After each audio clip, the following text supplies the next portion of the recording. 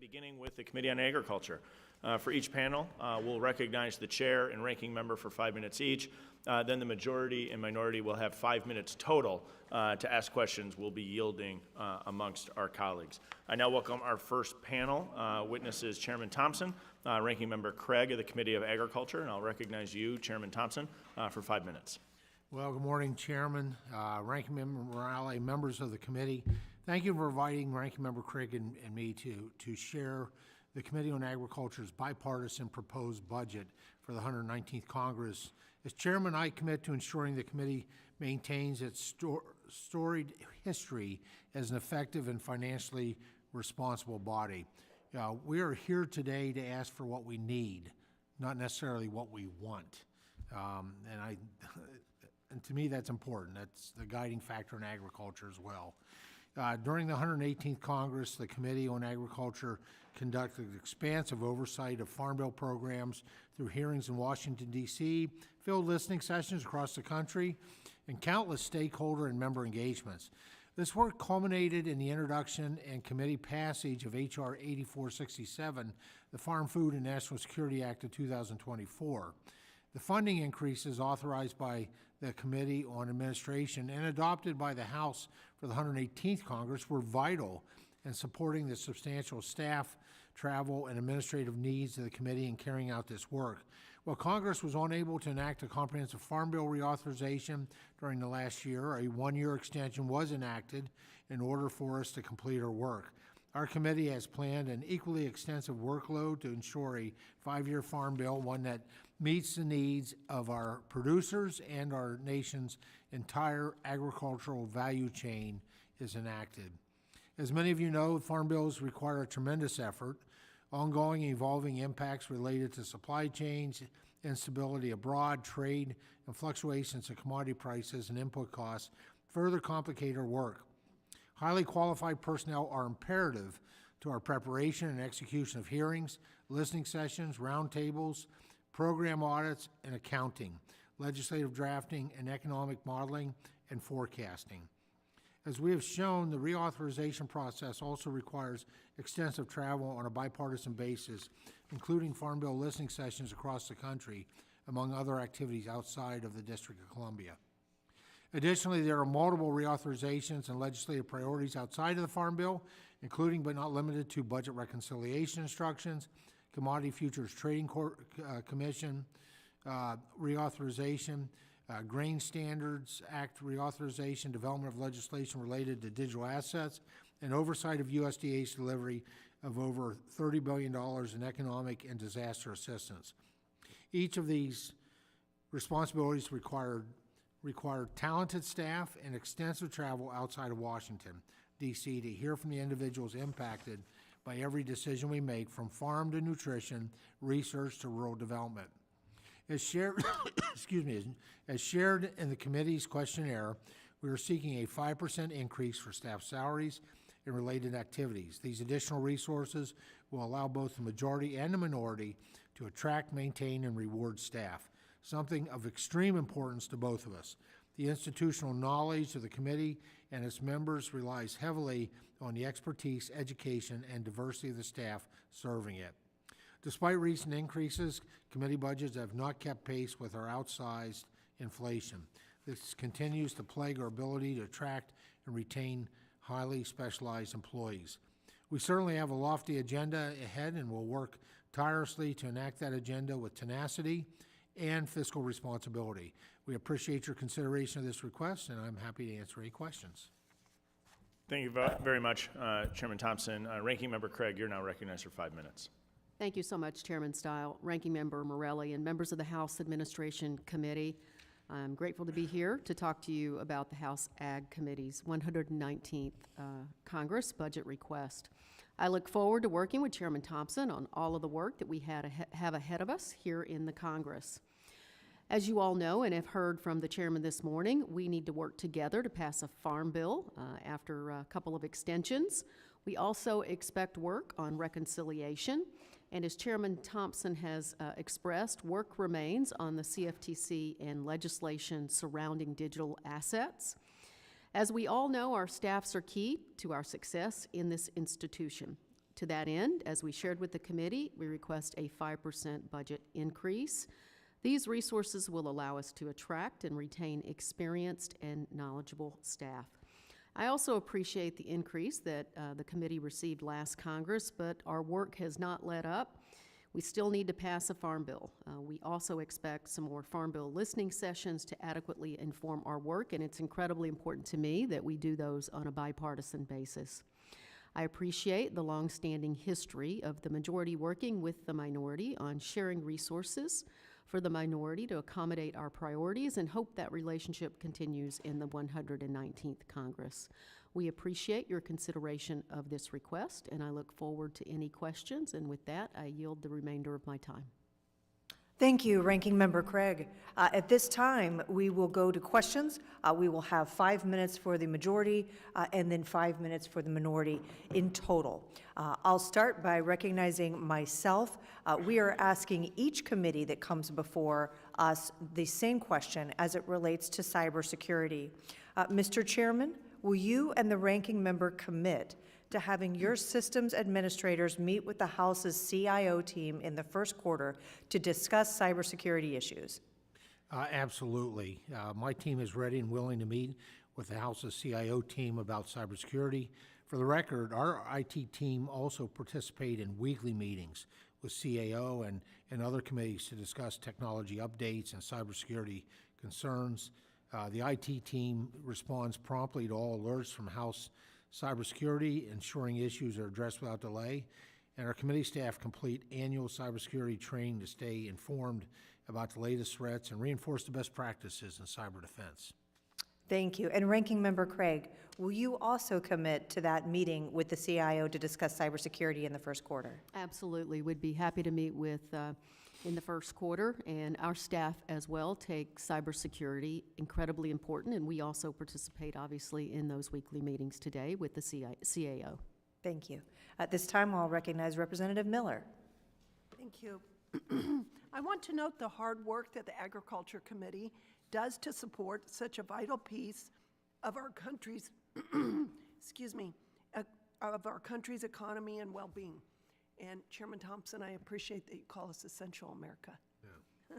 In your budget request, you mentioned that additional funds are necessary to recruit and retain highly talented staff. This must be a challenge with the new administration and the FDA attracting staff.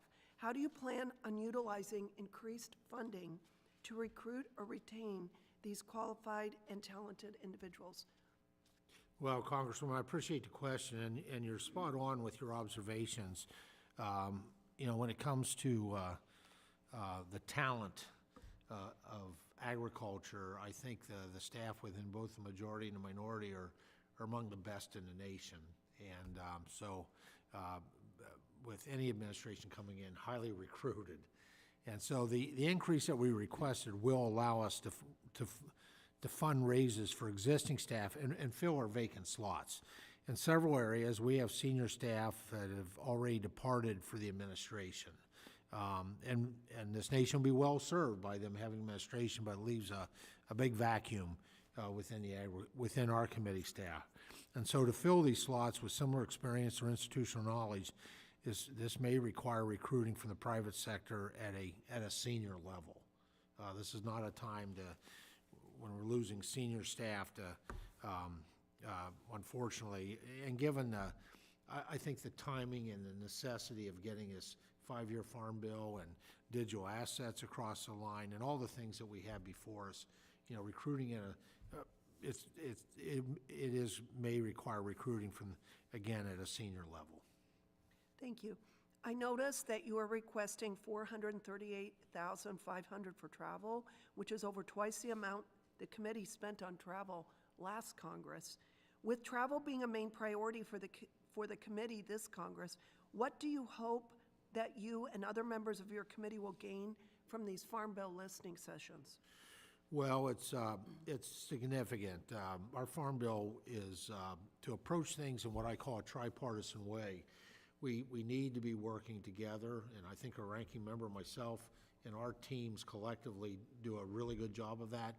But we also need to bring the voices of rural America, quite frankly, every American, because of the nutrition perspective of the Agriculture Committee, to the table. We need those perspectives in order to determine what American agriculture, what Americans, maybe not what they want, but what they need. Our work, the farm bills in particular, are created from the voices of stakeholders outside the Beltway. Often we need to travel to places to see crop and livestock diversity, issues facing forest health and wildfire, visit research facilities and land-grant institutions. We have 13 members on our committee collectively who are new to Congress, and many others who may not be aware of regional differences in farm and resource production.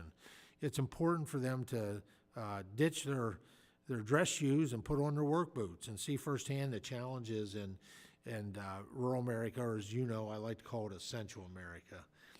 We need continued engagement with rural America during all phases of the Farm Bill process: drafting, markup, floor consideration, and conference. And just as important, we need to engage stakeholders directly during implementation of the new Farm Bill. So lots of work ahead of us. Additionally, members and staff will need continued engagement at conferences and meetings across the country. As noted, this goes well beyond the Farm Bill, as we have many other policy priorities, including digital assets legislation. Thank you, Chairman, and I yield back. The gentlelady yields back. At this time, I recognize Ranking Member Morelli for 5 minutes. Thank you, Madam Chair. Mr. Chairman, you can't always get what you want, but if you try sometimes, well, you might find you get what you need. So you've come to the right place, so welcome. And to the ranking member, my good friend, Ms. Craig, thank you for being here. I want to start, the tradition in the House has been the dividing of dollars, 2/3, 1/3. Ms. Chair, will you continue to commit to making sure that Ms. Craig has access, independent access to the 1/3 budget that she's entitled to? Yeah, absolutely. Our committee follows the 2/3 and 1/3 split for payroll budget, and the majority controls the operating budget, and we have never had an issue with obtaining supplies or equipment for either side. Ms. Craig, are you comfortable that? I'm comfortable with it and can confirm that GT and I are off to a great start, and the staffs work very well together, and we feel well supported. Great, thank you. I would say, I know it's a surprise sometimes to people, I'm not sure why this is the case, but New York State, the #1 industry is still agriculture, and if you come from upstate New York, as I do, it is a very, very significant part of what we do, and I appreciate you mentioning also the nutrition programs, which may not be on the top of minds as it relates to agriculture, but it's certainly a big part of what you do, as well as regulating the commodities markets and the financial aspects of those instruments that bear on your responsibility. So, given, and I spoke to this yesterday, and I won't go into a long thing here, but, it is really critically important for us to assert Article I responsibilities here. Oversight, we are the policymakers under the Supreme Court's ruling on the Chevron deference, which really puts greater responsibilities on the Congress to be much more detailed in policies as we pass them, and not to give deference to the various agencies. Tell me how your requested budget provides you with the ability to make sure you're doing both policymaking in a detailed way in line with the Chevron decision, as well as Article I responsibilities for oversight. Well, Mr. Ranking Member, to me, when it comes to performing our duties and responsibilities under Article I, I really don't care who's in the White House. I'm very proud to be a part of Congress, and under Article I, we, and the checks and balances that our great nation has, oversight is an incredibly important role, and we plan to maintain the robust oversight activities of the 118th Congress. As chairman, I've given all of our subcommittees the responsibility of overseeing the areas of their respective jurisdictions. To me, what better place to place oversight? These individuals, when they're placed on this committee, as they prepare to perform their duties, they become the experts in these different areas of jurisdiction. I think they're in the best position to really have a meaningful oversight performance of their duties because of that.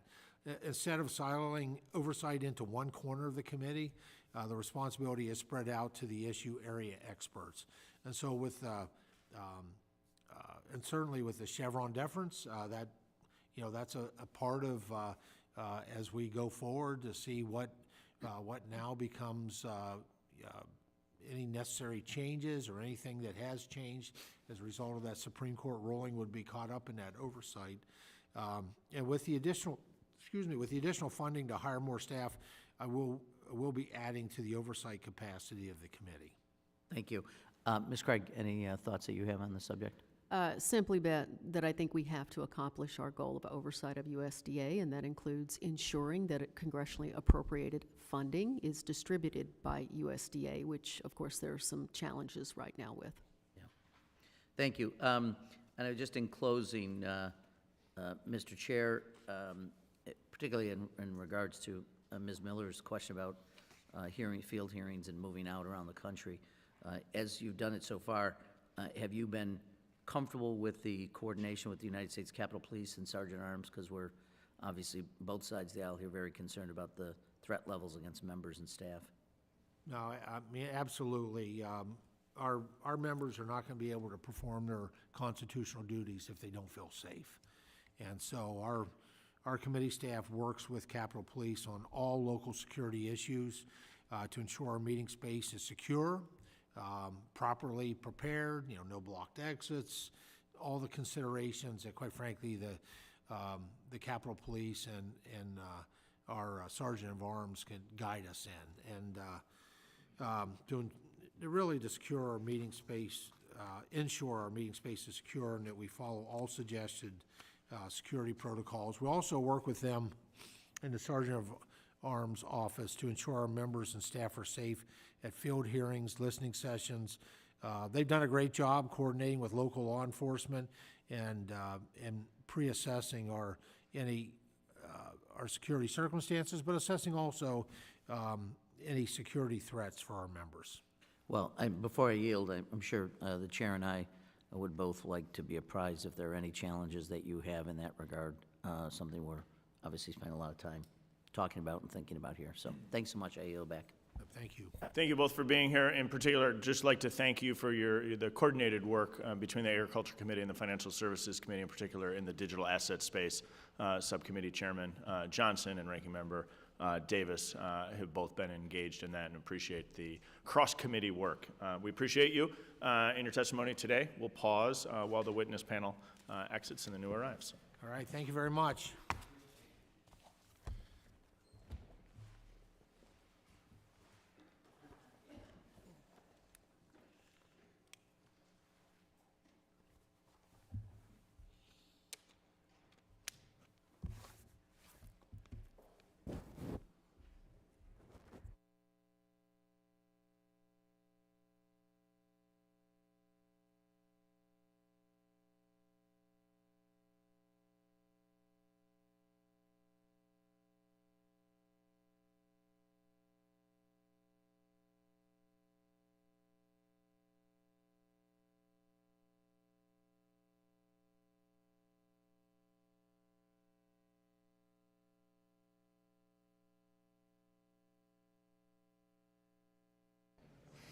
We now welcome our next panel of witnesses, Chairwoman Fox and Ranking Member McGovern from the Committee on Rules.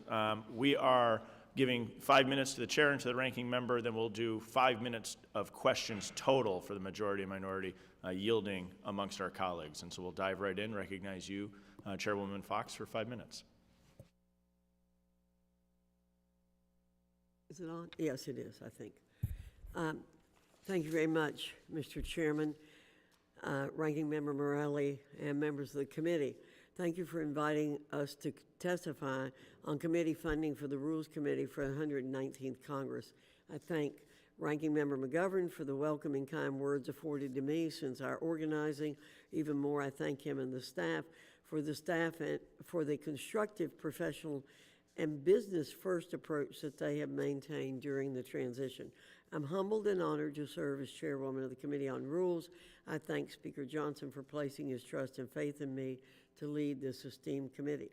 As I said at the time of my appointment, the American people gave President Trump and congressional Republicans a mandate in November to turn our republic around and move towards a brighter and more prosperous future. Our Republican majority in the People's House will achieve that end, will deliver upon Speaker Johnson's and President Trump's agenda with diligence and expediency, and we welcome our Democrat colleagues to join us. The Rules Committee on both sides has a long documented history of respect for the House and its traditions.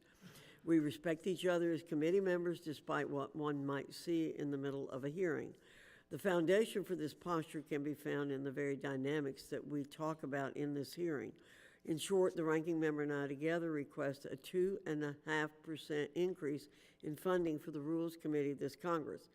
This comes on the heels of a flat funding request last Congress, and to be crystal clear, this translates to an annual increase of just over $100,000.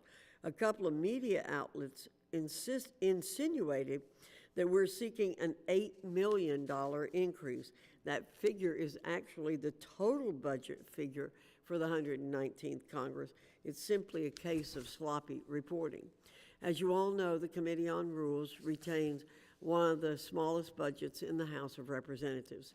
This is the case despite the fact that without the Rules Committee, the House of Representatives would be rendered inoperable. The business we conduct would be at a standstill.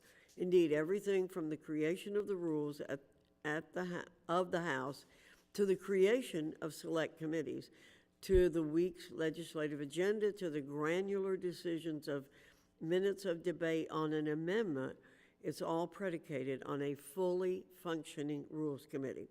And so while we may have a small scale in terms of budget and manpower, our workflow is immense and the timelines prove to be intense.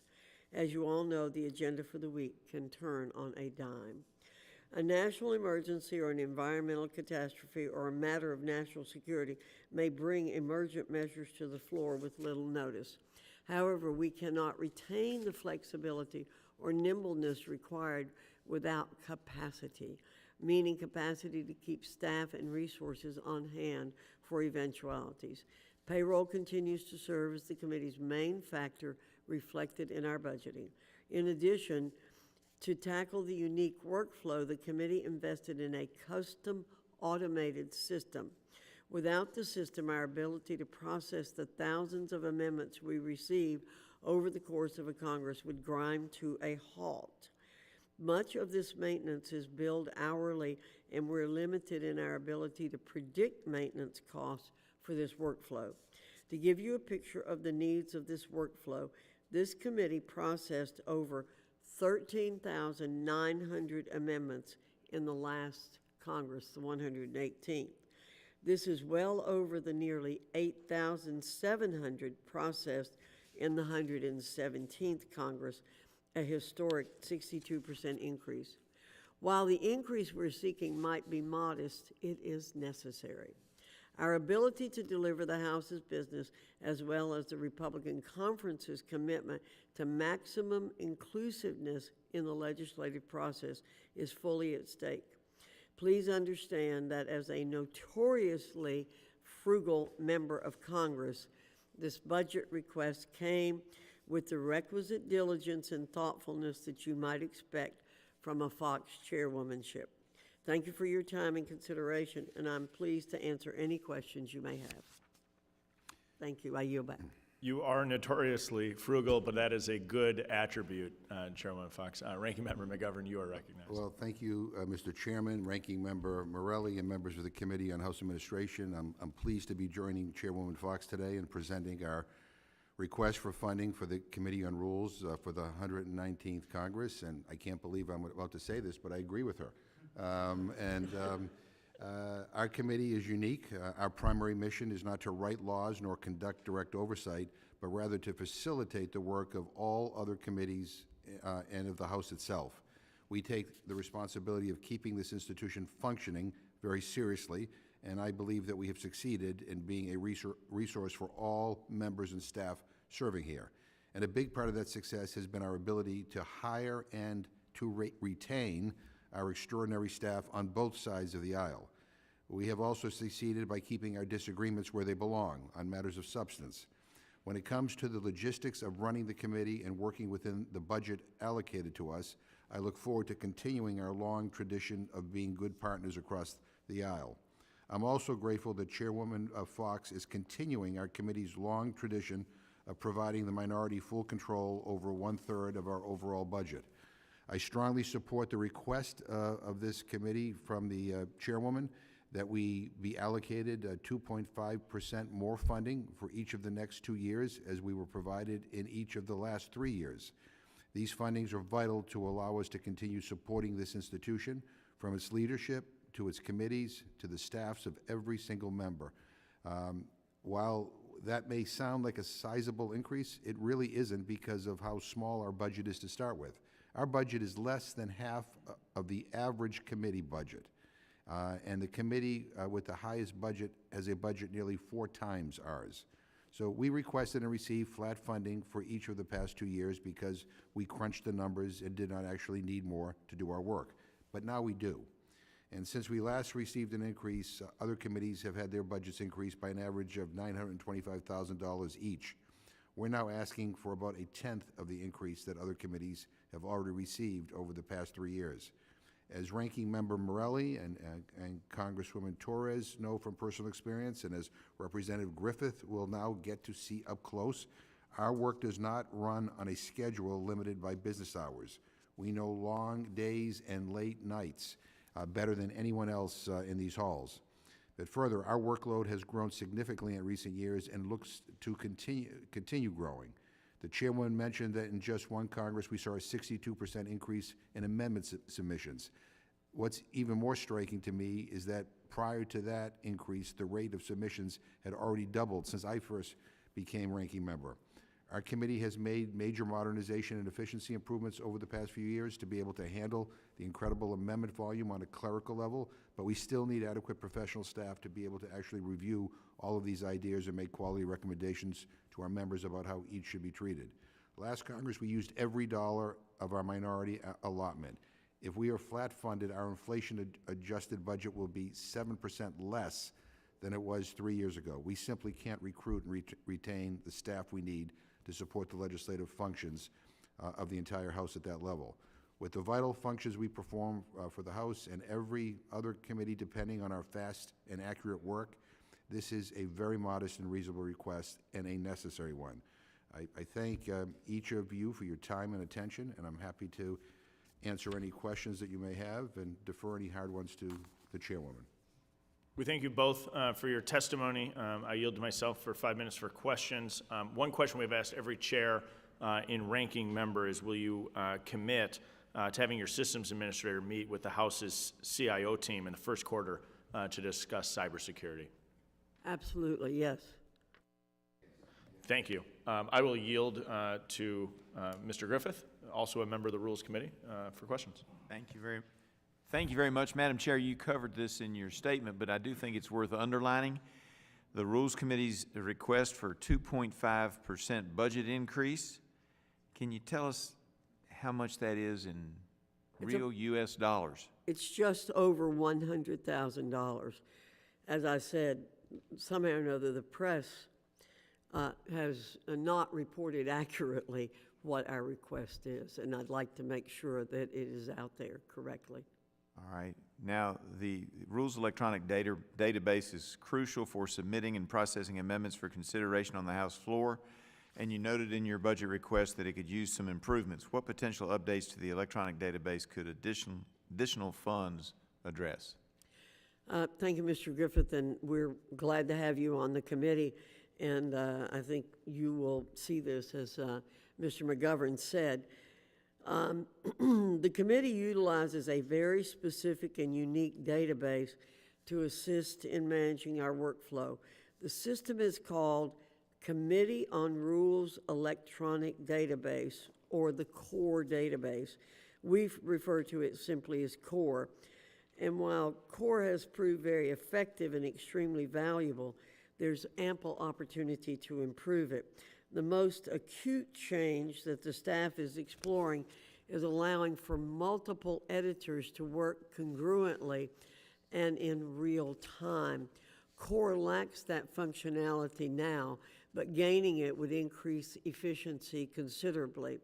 Additionally, the committee will continue to look at ways to integrate Core with the pipeline of technology products like XPub and seek to refine our database management capabilities to ensure the committee can handle the massive increase in amendments we've experienced.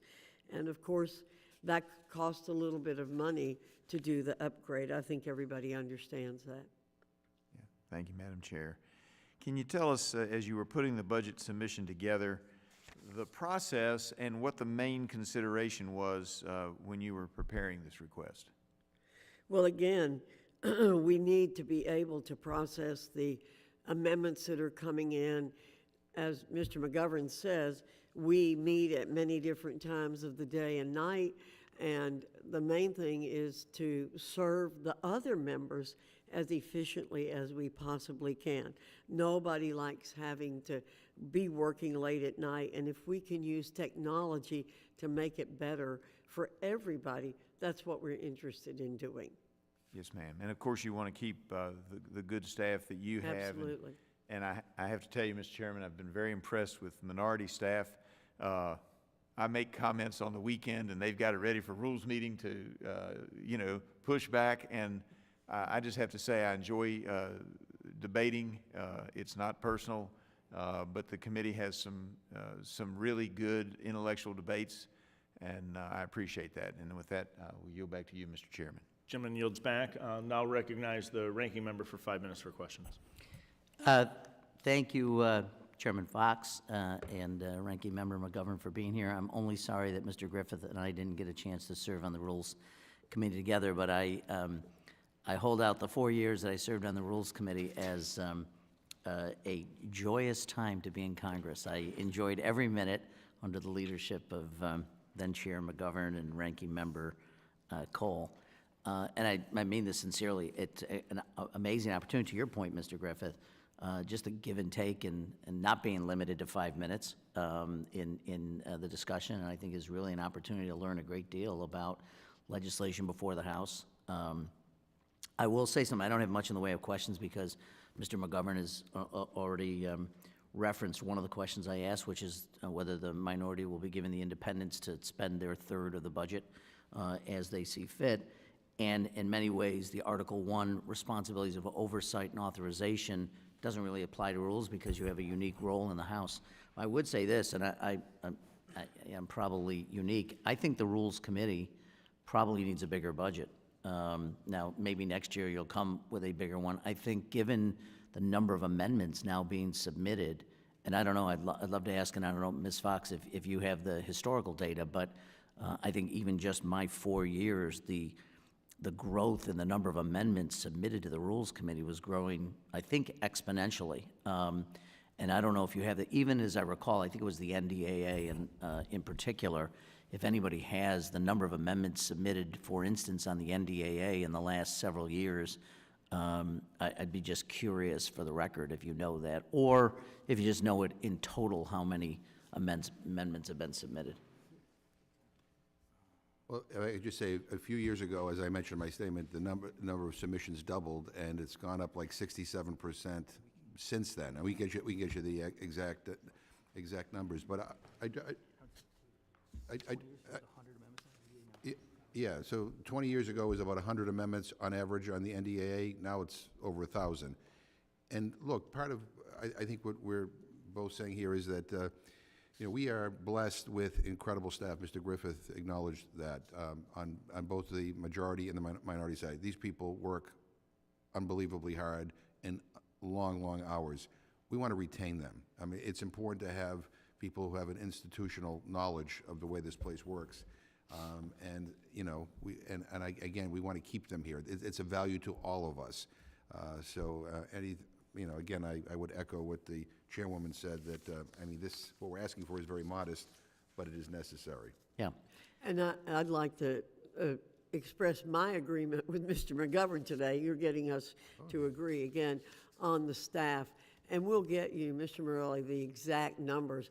But I agree with what Mr. McGovern said. It's gone from a very small number, like around 100, to over 1,000. Yeah. And we'll get you the exact Yeah, and number of minutes. I use it primarily just to make a point here, which is, you know, at a time when we are, I think, as Americans, and it doesn't matter which side of this debate you're on, but it is clear that the role of Congress vis-à-vis the executive, not just because the current occupant of the White House, but the Supreme Court in the Loper-Bright decision, among other decisions last year, knocked out the Chevron deference, which means Congress is going to have to do more work. It's not only going to be able to send up, and I have to say, I'm sorry I'm taking more time than I usually do, Mr. Chair, but I'll just make a point because this is such an important committee in my view. But when I came from the state legislature to Congress, I was frankly surprised at how much detail we had worked on when I was at the state level in legislation. It was very specific, often giving powers to the commissioners, which is like the secretaries here, but much more detailed. I was frankly surprised when I came to Congress how much latitude was given to agencies on rulemaking. Now that's, you know, I don't think it's one side or the other. That's just, and Chevron deference, the lack of it now, means that burden will fall more to Congress than it ever has before. So in order to do that, as members who engage in the process need to make amendments on legislation, it needs to be considered by you, and I agree, it's an amazing staff that I have high regard for. But institutionally, and I have no power to do this, so I'm just using my 5 minutes to make a paid political advertisement. I do think for our responsibilities as an institution, we need to equip people with more resources to be able to do their job adequately to protect the interests of the American people. Whichever side of it we're on, I just think this is really important. So hopefully next year, we'll be looking at, or 2 years from now. In FY20, there were, on the NDAA, 683 amendments were submitted. In FY24, it was 1,558. I mean, it's astonishing in some way. And I agree, and I want to echo what you just said. So if you want to give us more, you can. It's what we requested. beyond my powers, my mere powers as a mortal, but I just think it gave me a chance to make a speech, too, so I always appreciate that. But with that, thank you both for being here. I yield back. Member yields back. We appreciate both of your testimony today. It helps guide us through the budget allocation process. The committee will pause while the witness panel exits. Thank you, Mr. Chairman, and I really want to memorialize what Mr. Morelli said about the role of Congress and oversight of the executive branch. I think that has been we've had difficulty with that, and it's so wonderful, Mr. Morelli, to hear you express those comments. I love all this agreement, yeah. I know. You're welcome back to the Committee on House Administration anytime.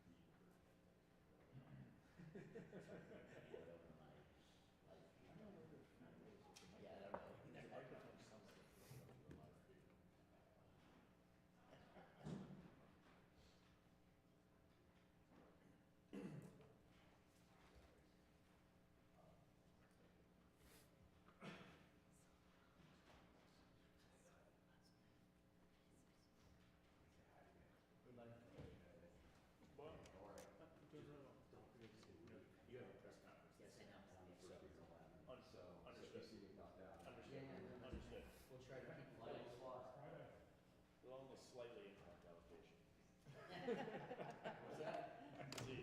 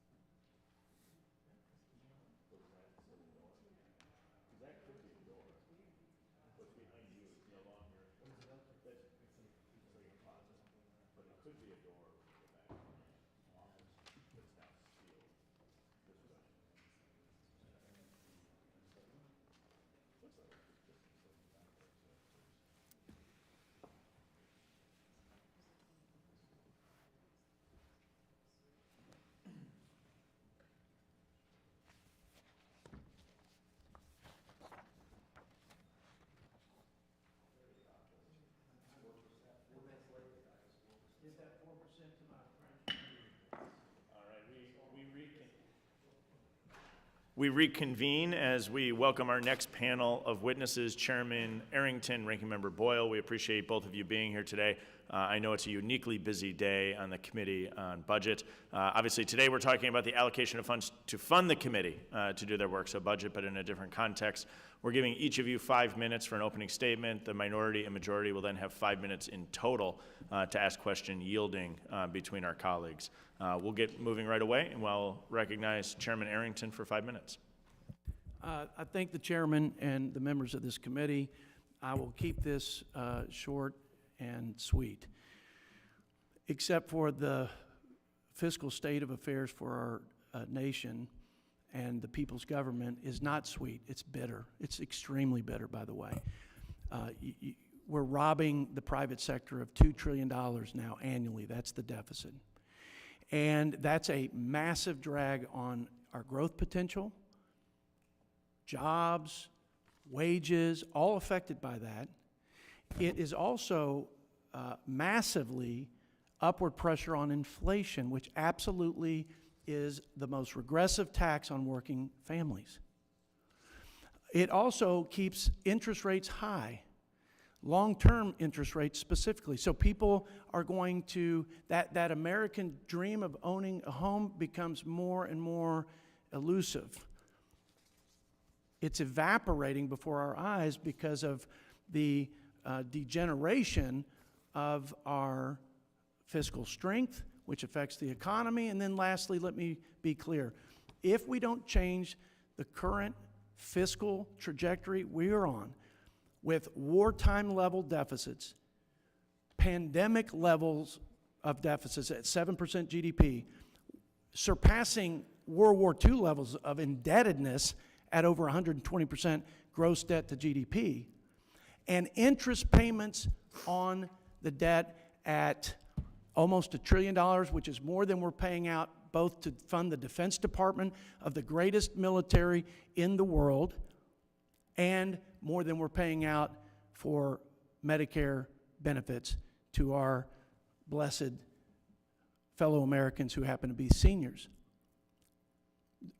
We cannot sustain it. If we don't intervene now, then really bad things will happen. And the biggest thing that I'm concerned about is a sovereign debt crisis where those who lend us that $2 trillion annually, that's now $36 trillion in debt, they won't lend us that money anymore to pay for all these programs and promises that we've made to the American people. Quite frankly, it affects the things that I care the most about, like we have to defend our country's interest, we have to provide for the common defense, but even my Democrat colleague has interest in programs that are in jeopardy because of our fragile fiscal situation.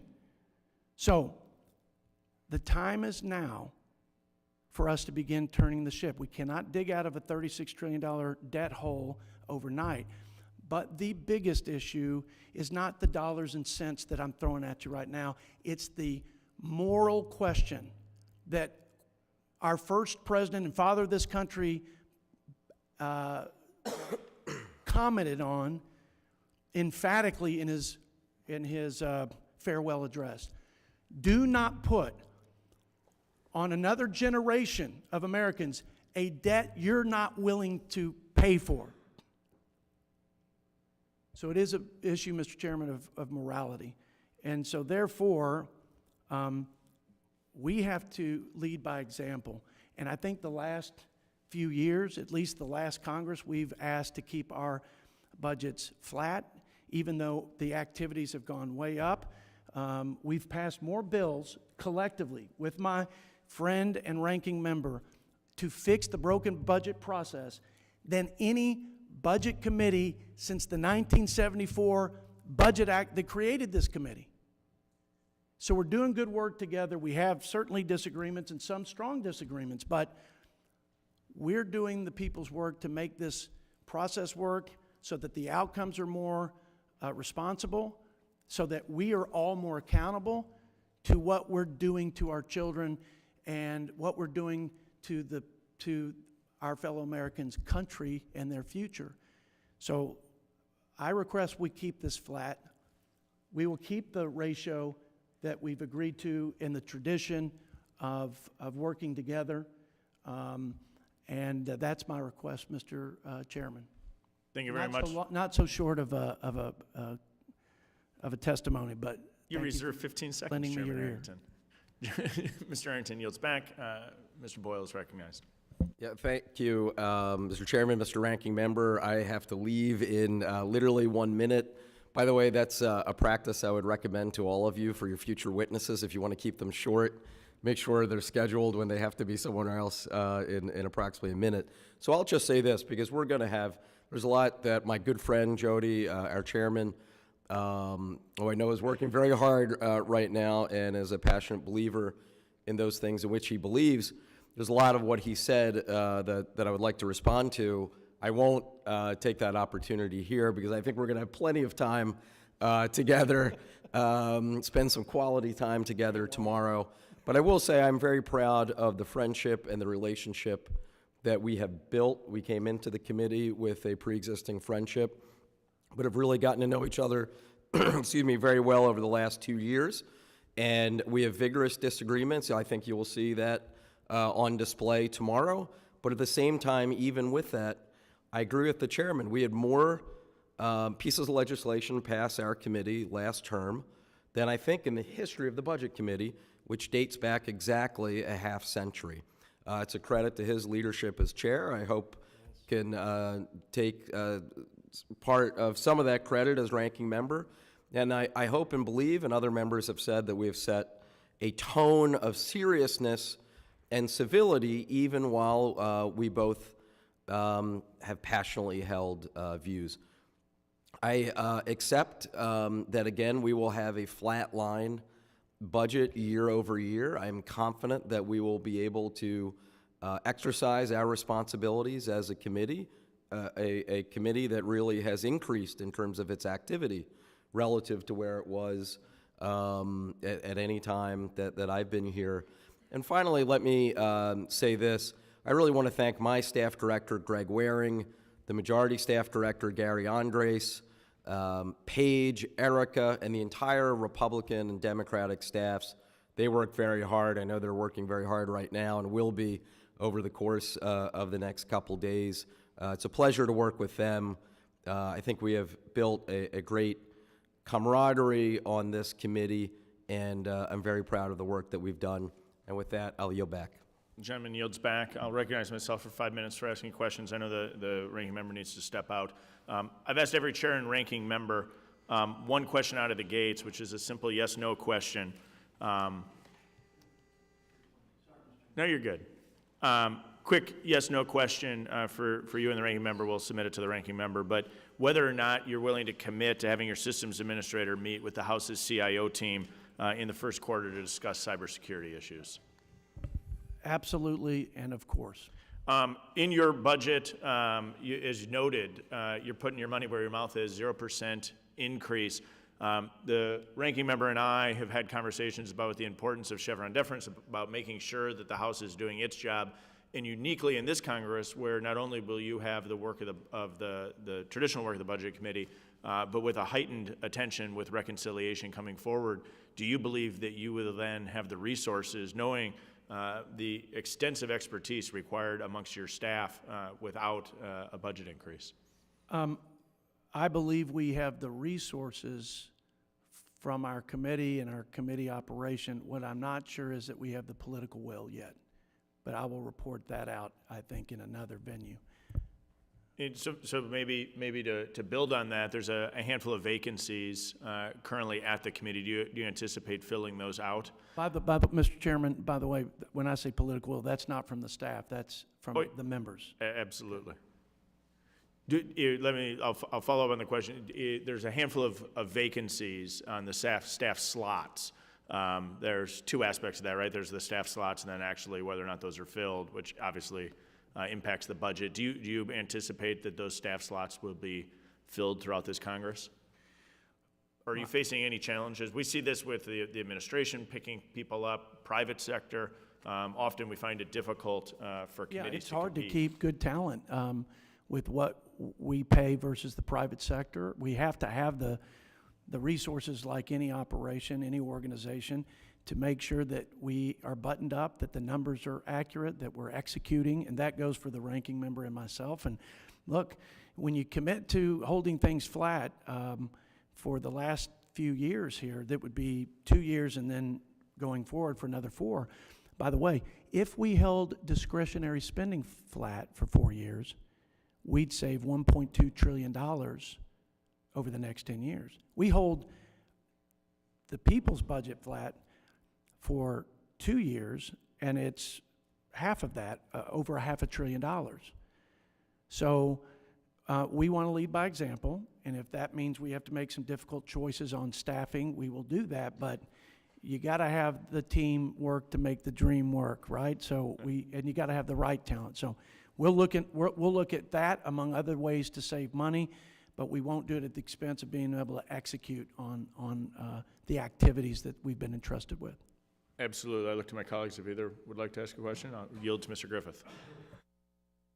I'm going to go historical on you. You referenced Washington's comments. Do you think that he made those comments because the greatest crisis we ever had with our finances occurred under the Articles of Confederation when the Continental became worthless and we had a hard time paying our debts? We did eventually get them paid, but Washington would have witnessed all of that, and do you think that's part of why he made the comment that you referenced? I'm certain of it.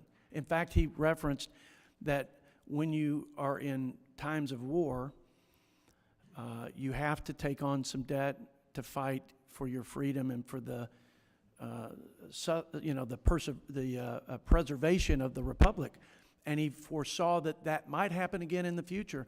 But he said, when that time has come and gone, you must quickly shed that debt, lest you put on the next generation a debt burden you're not willing to bear yourselves.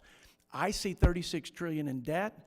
I see $21 trillion added to that. That's the projections from CBO over the next 10 years. We are doing exactly what George Washington warned us against.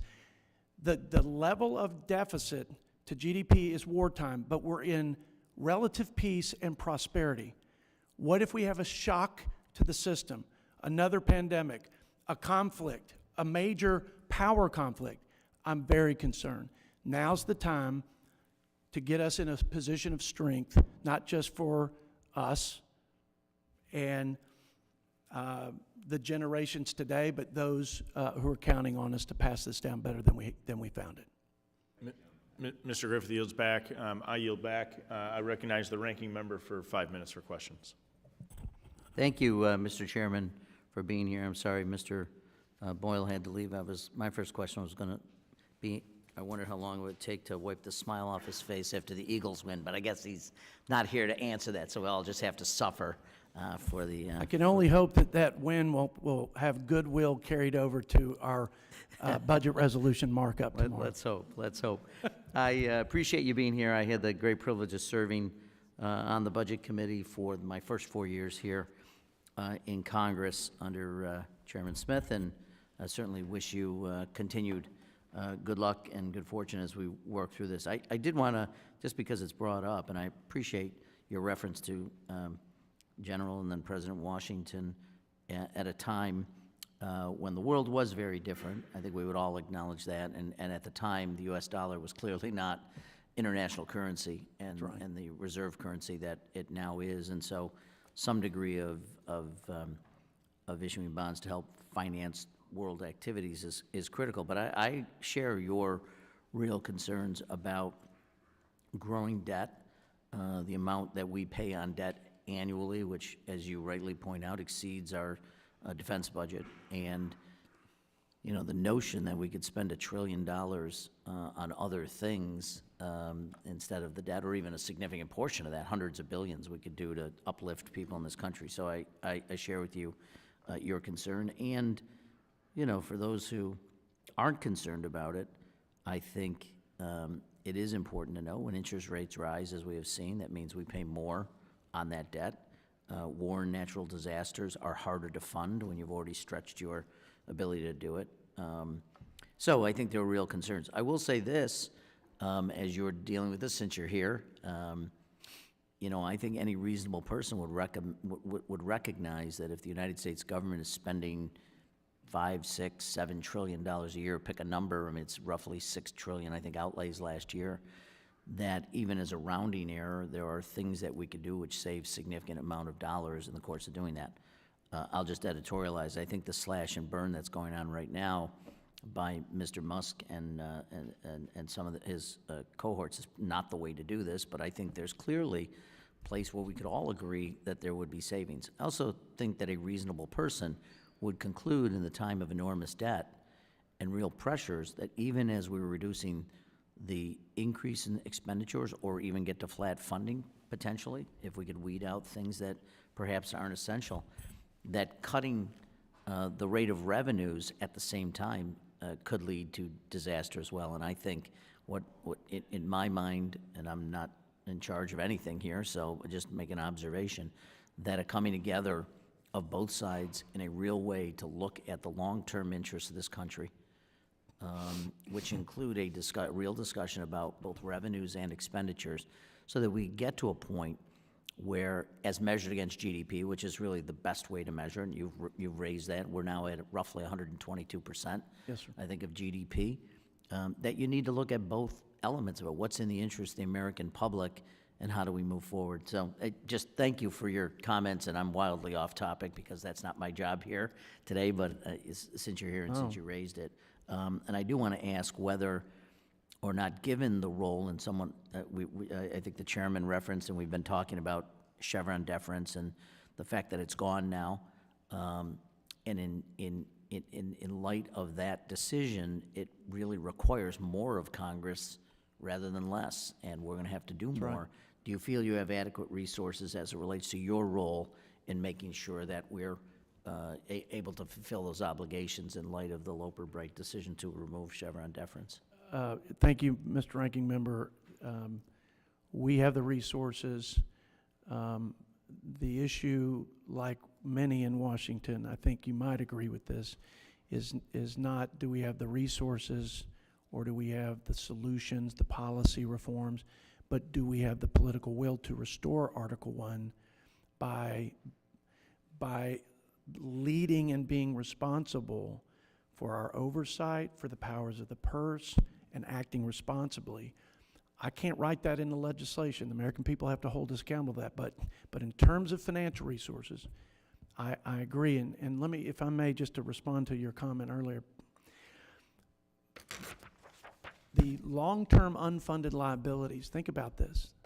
The long-term 30-year unfunded liabilities on top of the highest level of indebtedness today, $36 trillion, is $125 trillion. We'll never make that if we don't intervene. Most of the big things that we have to do to resolve these matters and to return to a sustainable level of debt to GDP, we're going to need to do together with Republicans and Democrats, and that kind of like Ronald Reagan did with Tip O'Neill. You know, that was the last big deal that was done to put us on that sustainable path. So, but know this, we can't have 1.8% growth rates and get there either. So to take the pressure off the reduction in spending, we got to get back to 2.5%, 3% growth rates. 1% of growth over 10 years from where we are at 1.8 is $3 trillion in additional revenue or savings towards the deficit. We also need to work together on that. Thank you. Thank you, Mr. Appreciate Thank you, that. Ranking Yeah, Member. I'll yield back. Gentleman yields back. Chairman Arrington, we appreciate you being here on what's an incredibly busy day and busy week for you. The committee will pause while the witness panel exits. Thank you. Thank Thank you, Mr. Chairman.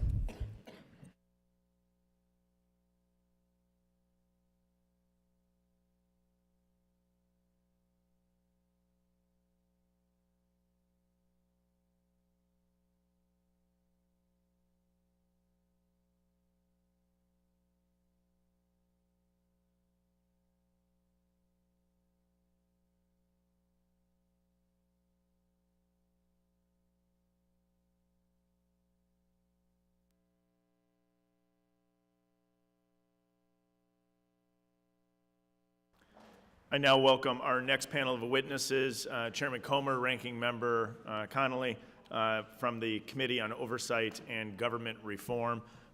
We're using this committee to have a conversation about every committee's budget as we go through the allocation process. We've had a lot of conversations about the ending of Chevron deference, about how we make sure our committee's robustly staffed to make sure that we're providing proper oversight. No committee more important on the oversight side than this committee. We'll recognize each of you for 5 minutes for opening statements. We'll have 5 minutes for questions total on the minority and the majority side, yielding amongst our colleagues. We'll dive right in. I'll recognize you, Chairman Comer, for 5 minutes. Well, thank you, Chairman Stile and Ranking Member Morelli, for holding this committee funding hearing today.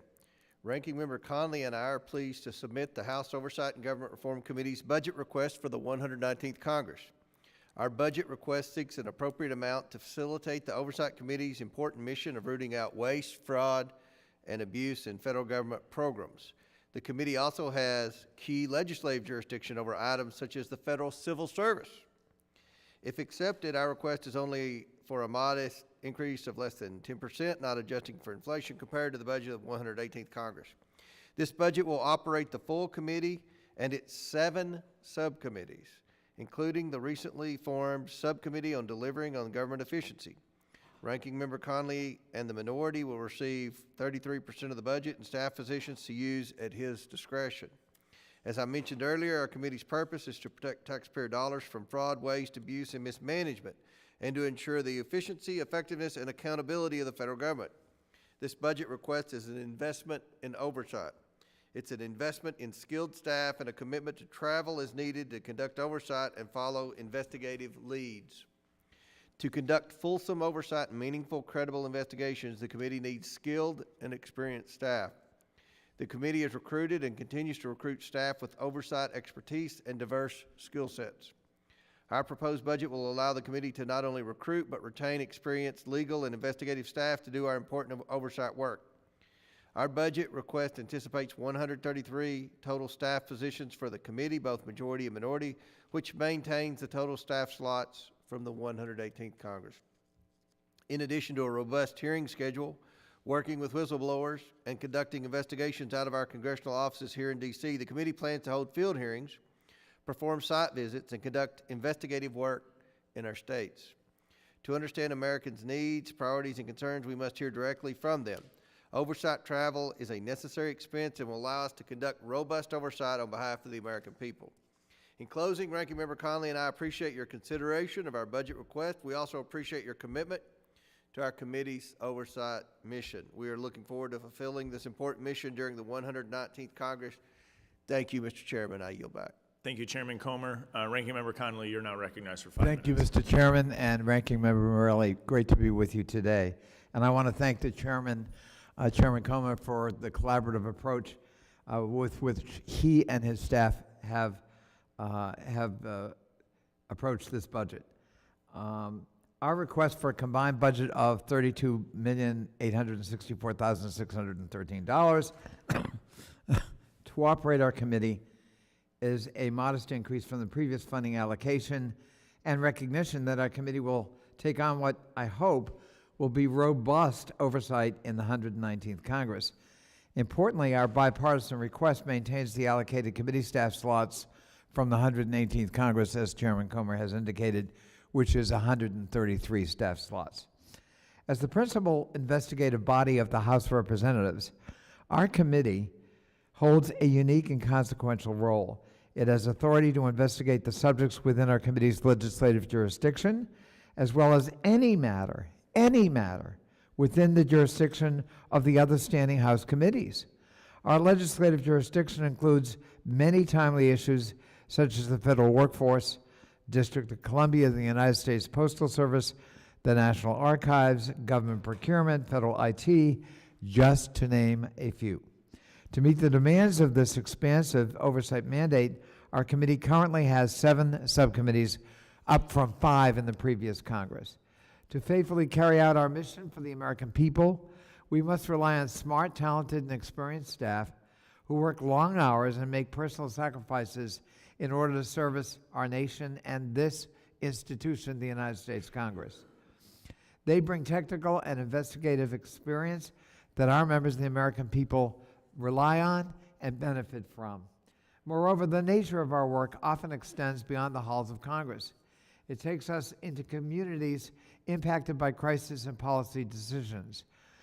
From the devastation we've witnessed in places like North Carolina and Los Angeles, we have seen firsthand the necessity of field hearings, site visits, and fact-finding missions. These efforts bring government closer to the people, ensuring that those most affected by federal policies have a voice in the oversight of the process. Our constituents and the American people need a government to work for them. This committee is tasked with delivering that, and I believe that the budget request allows us to try to fulfill that mission in its completion. I thank my colleague, Mr. Comer, for his bipartisanship, and I thank you all for your attention today. I yield back. The gentleman yields back. Appreciate both of you being here today, in particular Chairman Comer, where our committees overlap as it relates to election integrity, in particular as it relates to your oversight of the nation's capital here in Washington, D.C., which has had some pretty poor practices as it relates to election integrity. Let me jump in. A question I've asked both chair and ranking member of every committee is, will you commit to having your House, your system administrator, meet with the House's CIO as it relates to cybersecurity in the first quarter of this year? Yes? Absolutely. We try to make sure we're in, that our systems are secure, but we will continue to meet regularly. Yes. Thank you. Yeah. Absolutely. Thank you. Thank you very much. Chairman Comer, you created a new subcommittee this year, a real focus in the first quarter of this year after President Trump was elected, I think in a really positive way, is oversight over government efficiency across the board. It's obviously front and center for the Trump administration. It's front and center for Congress. You created a DOGE subcommittee on oversight. Could you provide us a little color on that and then the funding request that's associated with it? Absolutely. Of course, this is dominating the airways. You see, it's probably, DOGE is probably mentioned more by both parties in the House of Representatives than anything right now. So we've created a subcommittee to focus exclusively on the mission of DOGE, and that's to identify waste, fraud, abuse, and mismanagement of the federal government. The chairwoman, Ms. Green, is in communication with Musk, regular communication, and his people. We're having a committee hearing now. I just left that committee hearing. Lots of interest from the American people. I believe it was covered live on CNN and Fox. So what we're trying to do is be transparent with what DOGE is doing. We're working hand in hand. A lot of the stuff they identify and their objectives, we're having hearings to not only amplify, but also to figure out solutions. When you identify the waste, it's one thing, but you've got to make sure that the problem gets solved. And I think that's been a problem with oversight in the past. We've done a good job identifying waste, just no one's ever held accountable, and the wasteful spending doesn't stop. So DOGE is going to work very closely with Musk's team to ensure that the goals are met from a legislative standpoint. Terrific. I look to my colleagues if they'd like me to yield, but otherwise I have another question that I can go to. So let me build on what you were just speaking about. Your committee uniquely requires a wide array of expertise because the oversight jurisdiction that you have is very broad. Right. As you look at the competition you're feeling against private sector, against, in particular, this administration, probably looking for some of the talent that you've developed over the past handful of years, do you feel you have the resources you need to be able to compete, or is there anything that this committee should be looking at? I think with our request, we'll be able to do that. We need lawyers, accountants. We need the most skilled of all government employees because there's a lot of auditing. There's a lot of specific scenarios where we're meeting with whistleblowers and we're trying to comply with whistleblower protection laws and things like that. It's not just Washington, D.C., the federal government waste. We took some trips to the border to meet with Border Patrol. We actually deposed some Border Patrol members at the border to make it easier for them. So we do a lot of depositions. That obviously requires legal expertise, and now we're really looking at improper payments. So there's a need for auditing expertise on the committee as well. You do a series of investigative trips. You referenced the border. Is that both staff and members that you're often taking there? And that's actually an efficiency to do that Yes. because you can bring the team down there and depose a Cheaper series to of go people. down there than fly them up here and put them in a hotel room. I mean, and it's easier because people always come up with excuses. Well, I can't this day, I can't that day. So when we need information, we'll go to them. So we have a lot of people that have concerns that we have to meet with. You could call them whistleblowers. I call a whistleblower a federal employee that actually takes the whistleblower designation, but we have lots of people that call with concerns.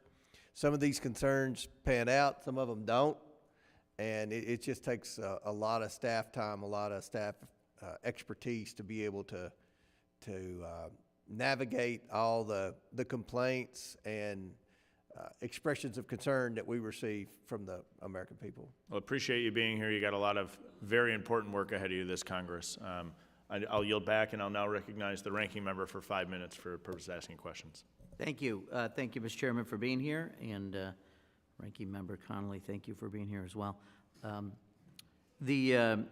I apologize if you said this or if the chair asked this question while I stepped out of the room, but the traditional 2/3, 1/3 split in funding for the committee, I just want to make sure, Mr. Chair, that you will continue to respect the minorities 1/3 and allow them the independence to spend the money as they see fit. Absolutely, and we're excited that Mr. Connolly's a ranking member, and my staff has enjoyed working with his staff thus far.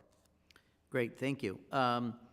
And I think this was touched on, and I think the chair referenced the Loper-Bright decision last year by the Supreme Court, which eliminated Chevron deference. So one of the challenges for Congress moving forward, I think no matter where you are, on which side of the aisle, the role that Congress will play in policymaking is going to become much more detailed.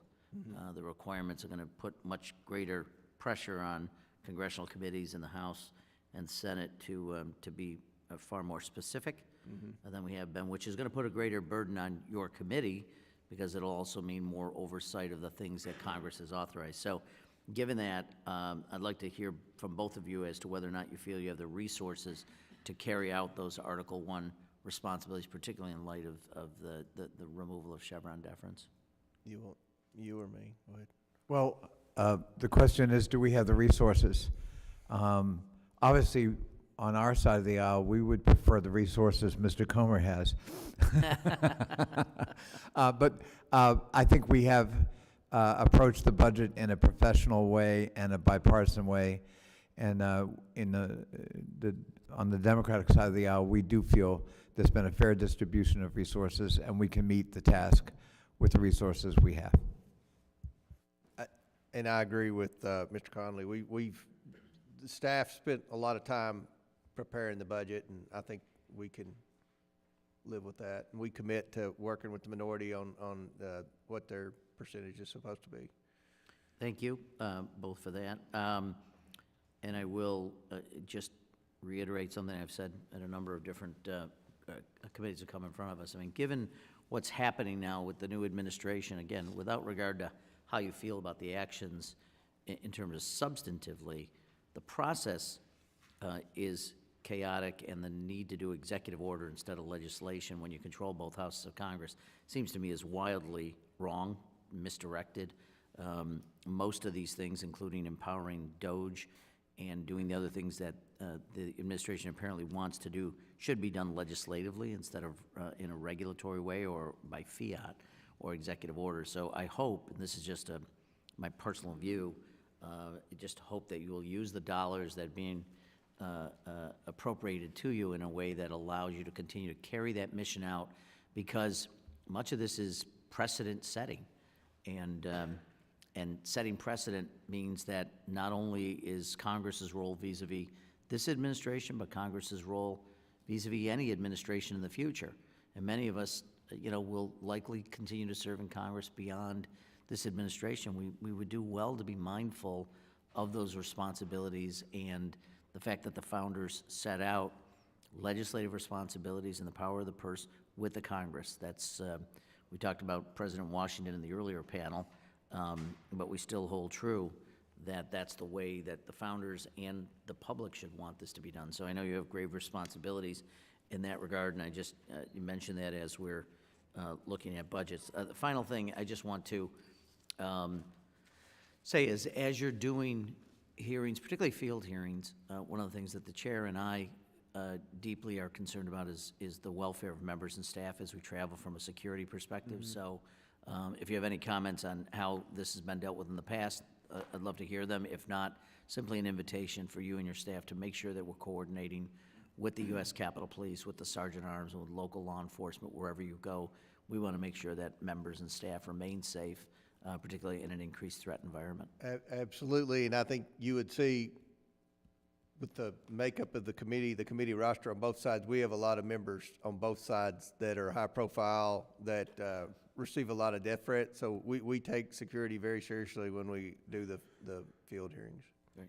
Thank you. With that, I yield back. Gentleman yields back. We appreciate the chair and ranking members' testimony here today. It's very helpful to us as we go through the committee allocation process. The committee will pause while the witness panel exits and the new panel arrives. Thank you very much, Chairman Comer. Thank you all. Thank you. Thank you, Mary.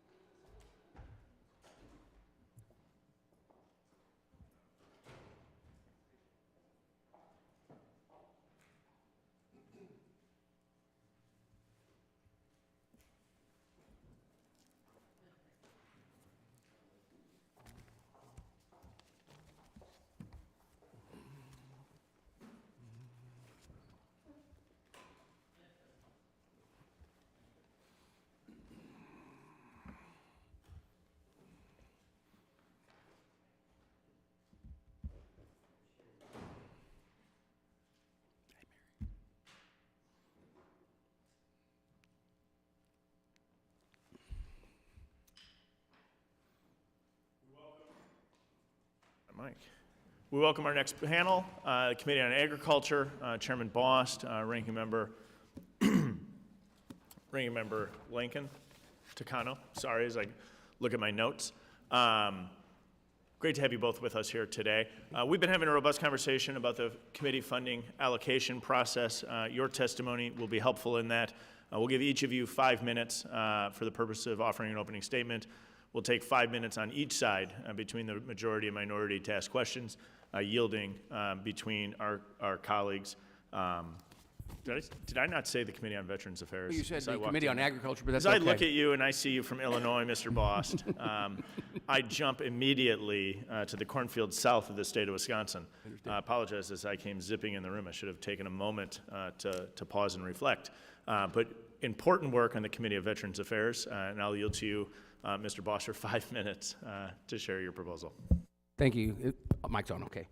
Thank you, Chairman and Ranking Member Morelli, for the opportunity to discuss the Committee on Veterans Affairs budget request for the 119th Congress. You know, I'm pleased to have Ranking Member Mark Takano join me. You know, we have submitted our funding request forms for the 119th Congress per your committee's guidance. And as you know, the committee has oversight over the entire VA and the Department of Veterans Affairs, various programs serving veterans at the Department of Labor and Defense, Arlington National Cemetery, our overseas cemetery, as well as other veterans-related matters, all to ensure that VA is meeting their mission for the over 9 million veterans and their families and their survivors they serve every single day. Now, VA is the second largest federal agency and the largest federal integrated health care system in the country and in the world. Now, employing over 377,000 people with a budget approaching $400 billion. Since 2015, VA has seen budgetary growth of over 140%. Ensuring proper oversight of taxpayers' dollars is essential for the delivery of care and services to our veterans. And a waste of those dollars is unacceptable.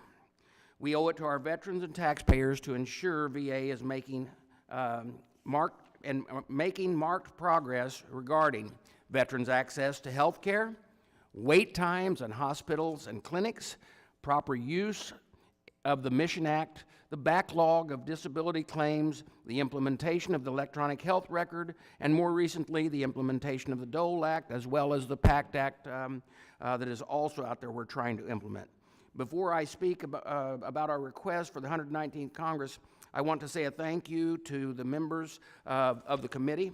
With your support and bipartisan work of the members of the committee in the 118th Congress, we were able to conduct over 90 oversight hearings and over 100 VA officials, with 100 VA officials connecting with over 10,000 veterans and their families nationwide through in-person and telephone town halls, and spent 160 oversight letters to the VA. We conducted this work while our funding request was relatively flat, with only a modest increase of 4% in the 118th Congress compared to the 117th Congress. To continue our work, though, to accomplish the mission, the committee needs essential, talented staff experience. Accordingly, we have requested a 12% increase in the committee's annual budget for the 119th Congress. As chairman, I believe that this additional funding will continue to conduct oversight across the country on behalf of every veteran, and the new funds would also allow us to hire 3 additional employees. 2 of these employees on the majority staff side and 1 on the minority staff side would be, on the majority side, they would be health investigators who will go out and into the field to conduct oversight for VA's vast health care system. Now, my goal would be to hire clinicians or very experienced healthcare professionals for this role. Now, I believe they would be an asset to work in Congress as we do our everyday work. In this case, we would need additional funds to competitively hire these individuals. We all know that inflation has impacted the economy, and our request takes this into account. We are asking for funding to prevent our experienced and highly technical, to keep our experienced and highly technical staff on both sides of the aisle from leaving the committee. Mr. Chairman, unlike many other committees, we have a deep bench. The staff understand the complexity of the VA and don't simply grow on trees. Despite being one of the smallest committees in the House, we punch way above our weight level. To put it into perspective, for every one of our committee staff, there are over 8,000 VA employees that we have to give oversight to. So let me say this again, Mr. Takano and I have just 43 staff to oversee an agency that has 377,000 employees. This is why it is critical that we have the funds to attract the best and the brightest and equip them with the tools they need to provide oversight over the VA. Mr. Chairman, you have my assurance that we will continue to account and stretch every dollar afforded us as we meet and exceed the expectations placed upon us. But my humble request for you, the ranking member and the members of this committee, is that we build on the oversight success that we've made over the last Congress and fully fund this request. In closing, I want to thank the chairman and members of the staff of this committee on the administration. The work we continue to do to modernize the House and make things easier for members and staff to serve the American people has been extraordinary. I want to thank you for the opportunity to be before you today, and I would be glad to answer any questions, and I now yield back. Thank you very much, Chairman Bost. Ranking Member of the Committee on Veterans Affairs, Mr. Takano, you are recognized for 5 minutes.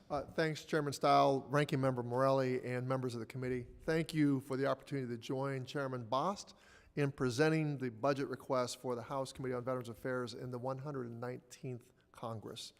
Our committee remains one of the most active in Congress, playing a crucial role in shaping policies that directly impact millions of veterans and their families. Throughout the 118th Congress, we maintained a bipartisan commitment to ensuring that those who have served receive the care, benefits, and opportunities that they've earned.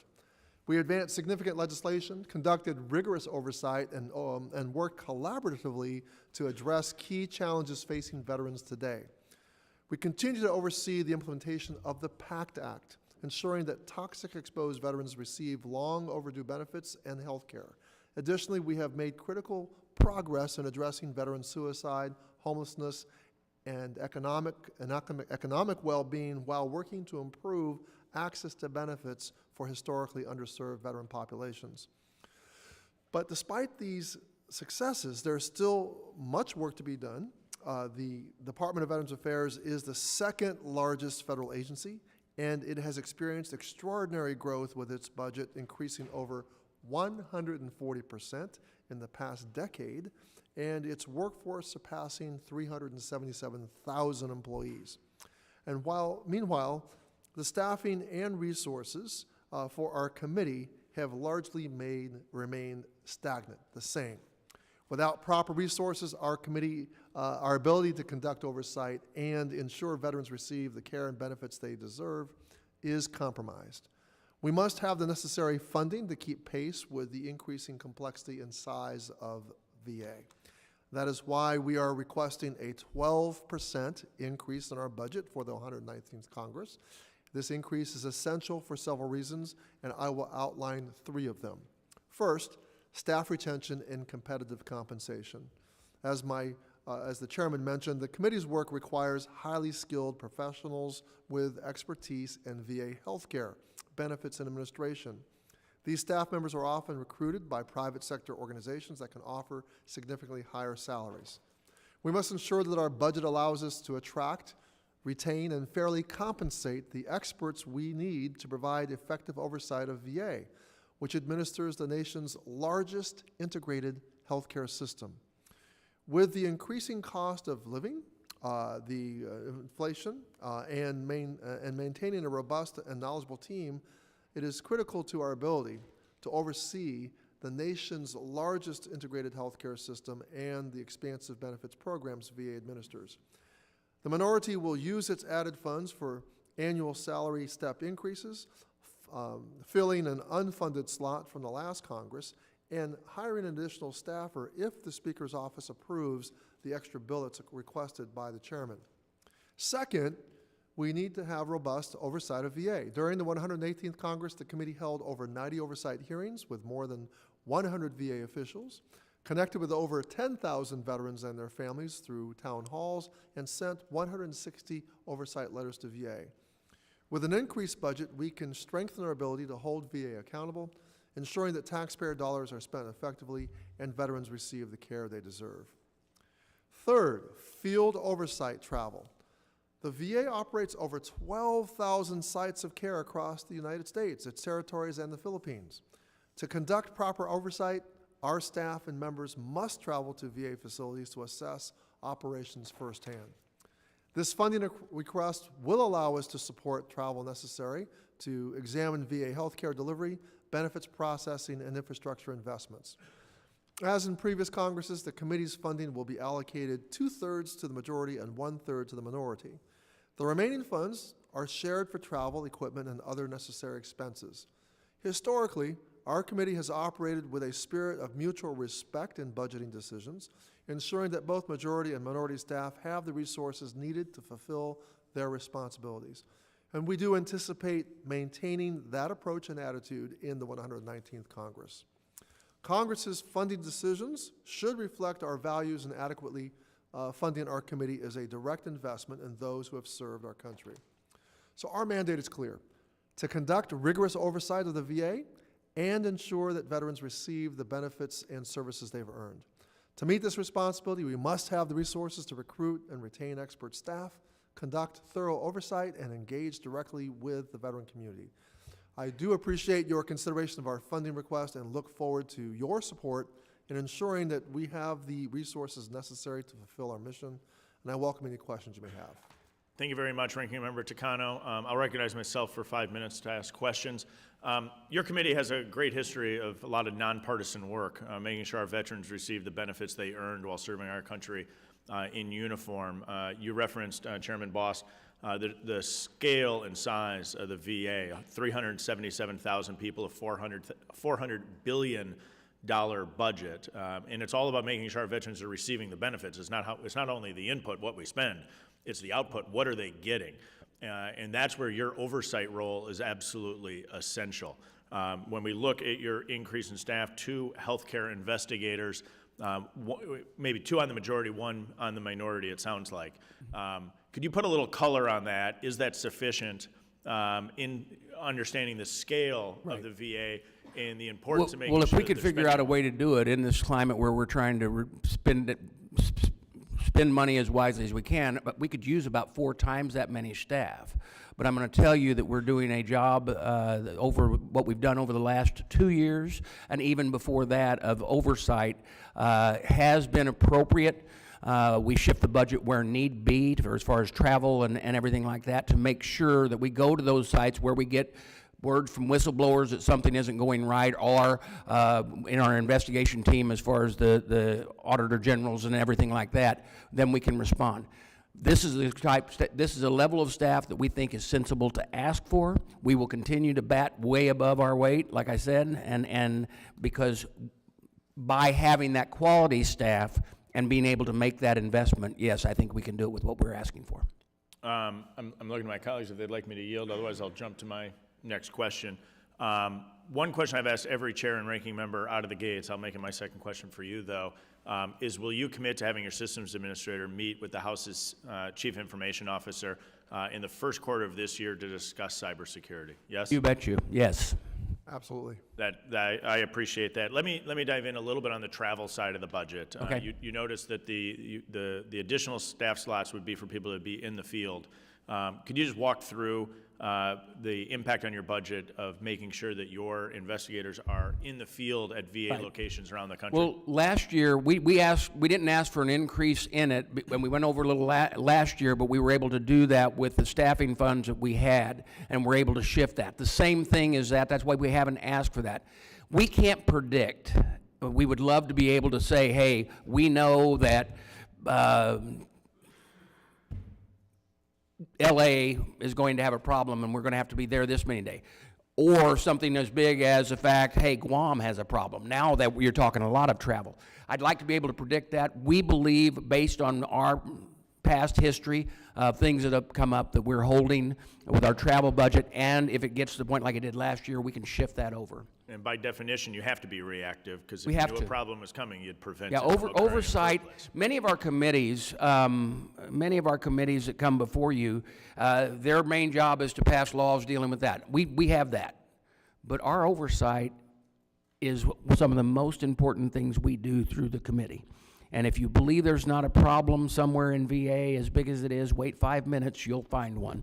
Any entity that's $400 billion, 377,000 people, despite the overwhelming majority of them doing great work for the right reasons to serve our veterans, does not mean that there's not someone making a mistake, making an error, That's correct. doing the wrong And thing. and one thing that we do have, and not that the previous administration didn't work with us to make sure we went into the issues, let me tell you that because of the friendship I have with the new secretary, he and I served with, well, so did many of you, serve with Doug Collins. We're going to be working to make sure that those dollars are going to what they're supposed to do, providing for the health care and veterans benefits that they're supposed to do, not to a heavy level of bureaucracy, or if any fraud or abuse is occurring, we will look into that very closely, and we have to have the oversight staff to do that.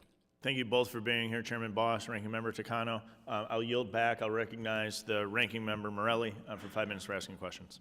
Thank you, Mr. Chairman, and thank you, Chairman Boston. Thank you, Mr. Mayor. Ranking Member Takano for being here. Thanks for all you do.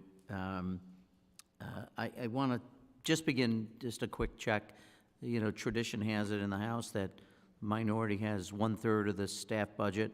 Want to just get from you, Mr. Chair, your commitment that The one-third budget will be at the direction of Mr. Takano, and he'll Right, have the independence. what we have is 1/3 and 2/3 on the staffing level. The other is shared. We've never had a problem with that. Matter of fact, the staffer who's behind me that has handled the budget over the last 24 years, actually, both for Republican and Democrat alike, that has been our policy, and it has always been, there's never been a question if there's an ask. I mean, we still do the oversight of saying, okay, is this travel next necessary? But whether it's minority or majority, we know what our job is, and we work together to make sure that happens. And Mr. Takano, you're confident in your relationship that's been the case and will continue? Yeah, we have a good working relationship with each other, and we respect each other's turf, and we respect the precedents of the committee. Yes. Very good. And I'll just make this observation, which I've made to other chairs and ranking members who've come before us.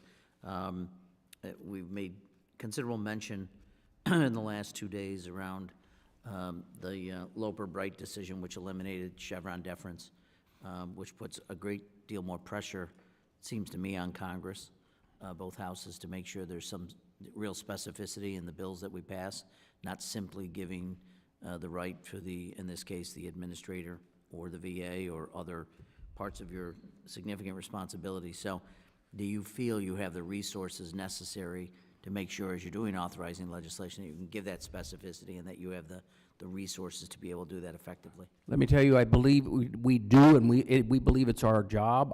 From my standpoint, I came from 20 years in the state legislature where we actually directed the agencies. I think that we should do a little bit more of that, and maybe that court case will give us that authority to where we take back our power as members of Congress to do exactly that. I appreciate that. I served a similar period of time in the New York State Legislature, and I think I've said this earlier today, was somewhat surprised when I came to Congress at, frankly, the lack of detail or specificity.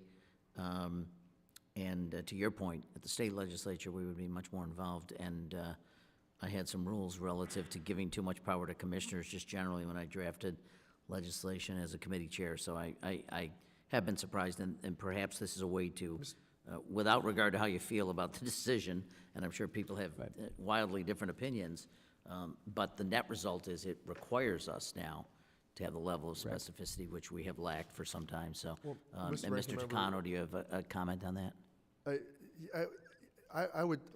This came up in an oversight. There was much discussion about it in a committee hearing.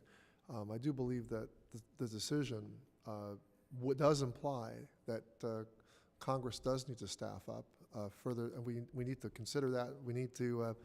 I'm always been worried about the level of scientific expertise available to all members of Congress.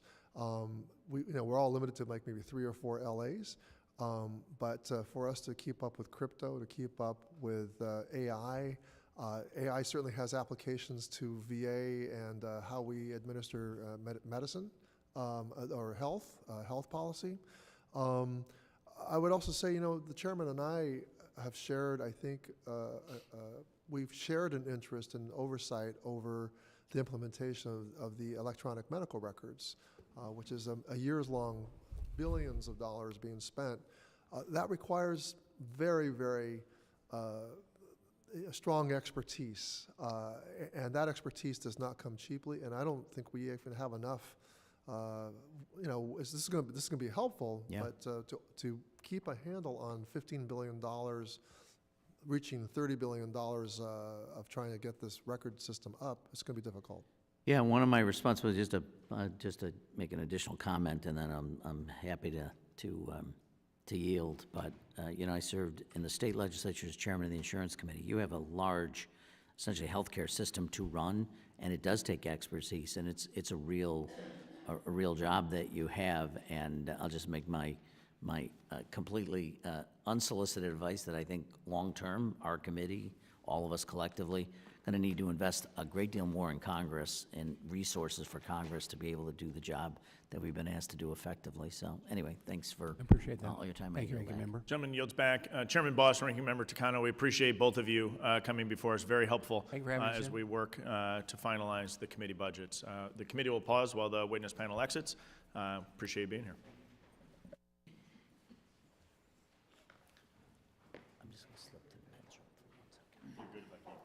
Yeah.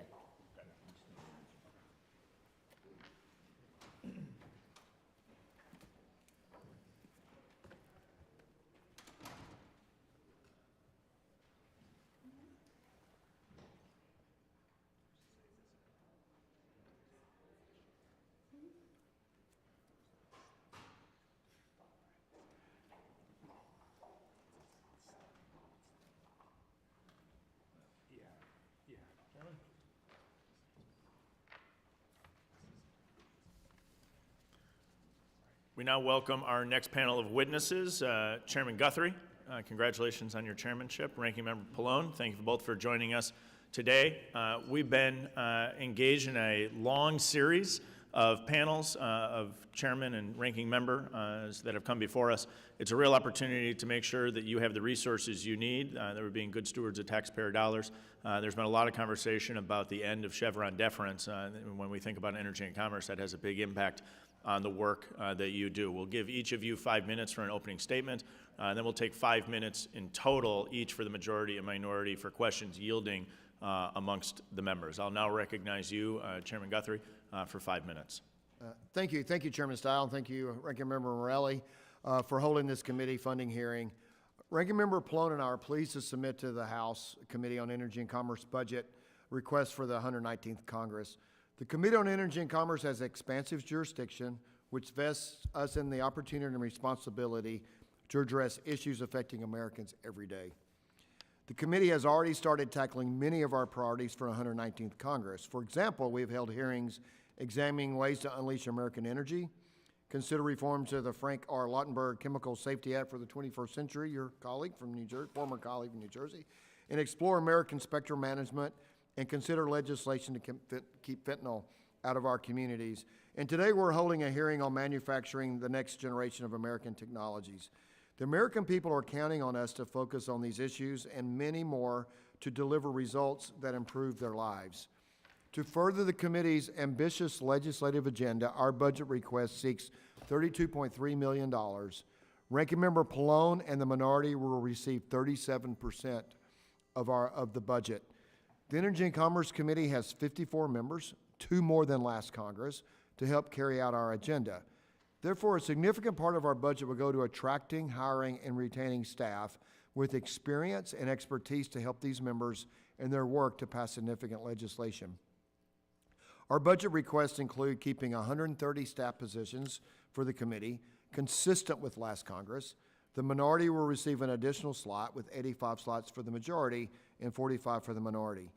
The budget request also factors in committee field work. To better inform the committee's oversight and legislative work, Energy and Commerce Committee members will need to travel for field hearings and site visits to hear directly from the American people, small businesses, and industries, especially those who are unable to travel to Washington, D.C. For example, the committee is planning field hearings and site visits in North Dakota, Texas, Iowa, Michigan, and California to look at energy, healthcare, supply chains, and artificial intelligence issues. Collecting testimony, data, and firsthand experiences will help us craft quality and responsive legislation. Ranking Member Pallone and I appreciate your consideration for our budget requests. We also appreciate your commitment to our committee's mission. From healthcare and energy to telecommunications and consumer protection policy, the Committee on Energy and Commerce has a lot to accomplish. We're looking forward to fulfilling this important mission during the 119th Congress. Thank you, and I yield back. Gentleman yields back. Ranking Member Pallone, you're recognized for 5 minutes. Thank you, Chairman Stile, Ranking Member Morelli, and the members of the committee, and thank you for the opportunity to testify on the proposed budget for the Energy and Commerce Committee for the 119th Congress. And I'm pleased to join Committee Chair Guthrie here today and thank him for seeking me and my staff's input in the preparation of the proposed budget request. As you know, I'm not going to repeat the committee's jurisdiction, but it has the broadest jurisdiction of any authorizing committee in the House. And over the last several Congresses, our committee has been extremely productive in legislating. Even with the challenges of the 118th Congress, we were able to advance a lot of bipartisan bills out of the committee. Some of those bills made it into the end of the year bipartisan bicameral agreement that was unfortunately stripped from the committee resolution at the very last minute. but that package banned, just as an example, abusive pricing practices by pharmacy benefit managers, increased funding for community health centers, and cracked down on junk fees. It also reauthorized both the Support Act to build upon our efforts to combat the drug overdose epidemic and the Pandemic and All Hazard Preparedness Act to fund pandemic response. I just use that as an example of the types of things that we deal with. And while we were not able to get these bipartisan provisions signed into law last Congress, I know we are all committed to getting them done this Congress. Our proposed budget, which requests a 17.8% increase in funding for the committee above the 118th Congress levels, will greatly assist us in fulfilling our legislative oversight and the investigative duties over the expansive areas within our jurisdiction. The Energy and Commerce Committee has a long and proud history of bipartisan collaboration in the spirit of serving all Americans. And to see directly how the laws we pass here in Washington impact the communities we serve, we plan to travel to committee members' districts to listen to firsthand experiences from people in these districts. In order to advance the committee's goal, it's also critical that we retain a strong and experienced staff. Over the last several Congresses, the institution has taken tremendous steps to increase staff pay across the board, instituting minimal annual pay and recently boosting the maximum pay for senior staffers to $225,100. And I commend Speaker Johnson and this committee for making those staff salary increases a reality. These pay increases are essential to attract and retain a diverse workforce that remains on Capitol Hill. But in order to continue to boost staff salaries, we need larger overall committee budgets. Right now, I have 9 open full-time employee slots that I cannot fill because we don't have the overall budget for the salaries for those potential candidates. And I also do not have the resources in the minority to give any current staff raises. So we have to continue to boost staff salaries to be competitive with federal agencies and the private sector. Otherwise, the legislative branch is at a distinct disadvantage, and we simply cannot allow that to happen, in my opinion. Longtime committee staff who intricately know and understand the legislative history of the laws that previous Congresses have passed are critical to ensuring that the legislative intent of those laws is known over time. And staffers with investigative experience are also critical to our oversight of the administration and our investigative efforts of industries within our jurisdiction. We also have to ensure that the committee staff have the tools they need to do their job, and this includes access to essential technical support and subscriptions to informational sources, current affairs, policy, and this budget increase takes into account the Chief Administrative Officer's directive that committee and congressional offices regularly update information technology infrastructure. The committee will also be modernizing our subcommittee room in Rayburn, which will force the Democratic senior staff to move from an office space that includes offices to one that must be updated with another modular furniture and offices. And we've been told that the committee will have to pay for these necessary updates. So Chair Guthrie and I will also continue to work together to control and reduce our costs wherever possible. I pledge that. And as proactively as we can, while also promoting a committee culture of accountability and respect for the American taxpayer, Mr. Chairman. So the committee has a lot of work to do over the next 2 years, and I firmly believe this request will provide us the resources we need to get the job done, and I join Chair Guthrie in voicing my strong support for this budget request. Thank you. Thank you, Mr. Chairman. Thank you, Ranking Member Pallone. Thank you, Chairman Guthrie, both for your testimony. I recognize myself for 5 minutes for the purpose of asking questions. I'll ask one question that I've asked every chair and ranking member, and then I'll yield to my colleagues with more expertise on energy and commerce. Will you both commit to having your systems administrator meet with the House's Chief Information Officer to discuss cybersecurity in the first quarter of this year? I will. I will as well. Terrific. I will yield to Representative Lee. Well, thank you, Mr. Chairman and Ranking Member Pallone, for being with us here today. I am proud to serve on the Energy and Commerce Committee, which, as we've heard today, has one of the broadest jurisdictions of any authorizing committee and covers issues that have a profound impact on the daily lives of Americans, including energy, technology, telecommunications, and healthcare. We know that in the 118th Congress alone, more than 4,000 bills were referred to the committee, and it also has a leading role in the reconciliation process. For the 119th Congress, ENC is requesting a 17.8% increase in their budget. Chairman Guthrie, would you please describe the process for putting your budget submission together, and what were the big factors that you took into consideration in developing your budget request? So thank you very much for that. So when we were working together, we were looking at, the committee now has 2 more members. They were awarded 2 more members after the last steering committee process. And what we want to do increased involvement with shared staff. So each subcommittee chairman will have somebody from their personal office is also shared staff with the committee. And that links we feel that was a few years back, and we think that actually connects the personal office with the committee and gives more ability to maneuver for the chairman. We purchased Party Line software that lets us keep up with members' commitments and their achievements and accomplishments. We're building a press studio so we can better communicate. It will be used for both sides. And I think the most important thing that I learned from other committees as I was looking at what to do is the committee travel. As you know, you're new to the committee. I know my friend from Virginia would say we didn't do a lot of field hearings and those types of issues I think that are vitally important. And even one particular area when we had fire and one area that it was in our jurisdiction to go investigate, and we didn't do that. And I think that's very, very important. And we're going to be a heavy legislative lift this Congress, and we think it's important to do that. That was all factored in. Thank you, Mr. Chairman. I yield back. Chairman yields back. Mr. Griffith is recognized. Yeah, let me amplify on that and ask about that. So we're going to use some of this money to go out and see things, and it was disappointing as formerly the chair of Oversight and Investigations for Energy and Commerce that we did the groundbreaking work. I thought we had a great hearing. It was bipartisan. We were fact-finding on the Maui fire, and that we had subcommittee and I had worked together to try to figure out how we could get out there, because there were issues that not only related to the electricity was the #1 issue, the electric department, but then there were also some collateral issues with invasive plants and some other things that burned hotter than the regular plants. But you can't learn that kind of thing. You can't really get a good feel for it unless you go and see it.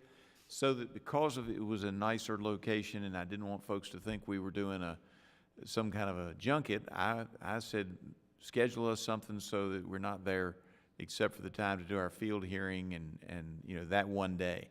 And we had that all lined up, but for whatever reasons, we never got around to doing it. And then I've looked at the committee this year, Mr. Chairman, and Ranking Member, I'd ask you all as well. We have probably, and y'all both served longer than I, but an unprecedented number of new members. So whether you're for or against using Yucca Mountain, most of our members have never been to Yucca. They've never been to Hanford. They've never been to the CDC headquarters. I mean, we've not done that since I've been on the committee. It's 14 years. Been down to the CDC headquarters in Atlanta, who we oversee. Even a simple field trip visitation to learn stuff at NIH. I've been there on my own. I've learned a lot of what they do, but we haven't done those things in the past, and I have to tell you, I think that I'm glad that you all put that into your budget to take a look at it. Every one of them, not every member goes to these field hearings, but in the few we have had and that I have been to, I have learned a tremendous amount. And any comments that y'all want to add up, because I talked most of my time away. Thanks. Well, I agree with you. We're looking at automotive industry in Detroit, tech industry in San Francisco, Silicon Valley, the biotech industry that's going on in Boston. Those things we all need to see. And also, on the other side, I think you're planning meetings, if not hearings, but field sites in every ranking members district, so like Tampa for Kathy Castor, and for example, I'll go through the list. Well, with Tosca being up for renewal and brownfields, et cetera, I mean, I think we ought to go see what we're talking about when we're talking about that, and I think that's important for all the committee members, both majority and minority. I yield back. Gentleman yields back. Yield back. The ranking member is recognized for 5 minutes. Thank you both very much for being here. Congratulations to you, Mr. Chairman, on your new responsibilities, which have been described, I think, very well by my colleagues in terms of the breadth of what your committee does, and always great to see the ranking member. I want to just start first, relative to the split in dollars, Mr. Chair, whether you'll continue to commit to allowing independence to the ranking member for the dollars that have been appropriated for use by the Democrats? Yeah, that has been the tradition of the committee and plan to do as well. Right. And Mr. Palone, you're comfortable, Mr. Pallone? Yeah, I mean, I'm lucky in that the committee over the past 4 years has moved away from the 2/3, 1/3 split. Started when I was the chair in 2021, and the minority budget has been somewhere between 37 and 40% over the past few years, and I'm hopeful that Chair Guthrie will continue that tradition. In fact, I think you're seeing a lot of committees move in that direction.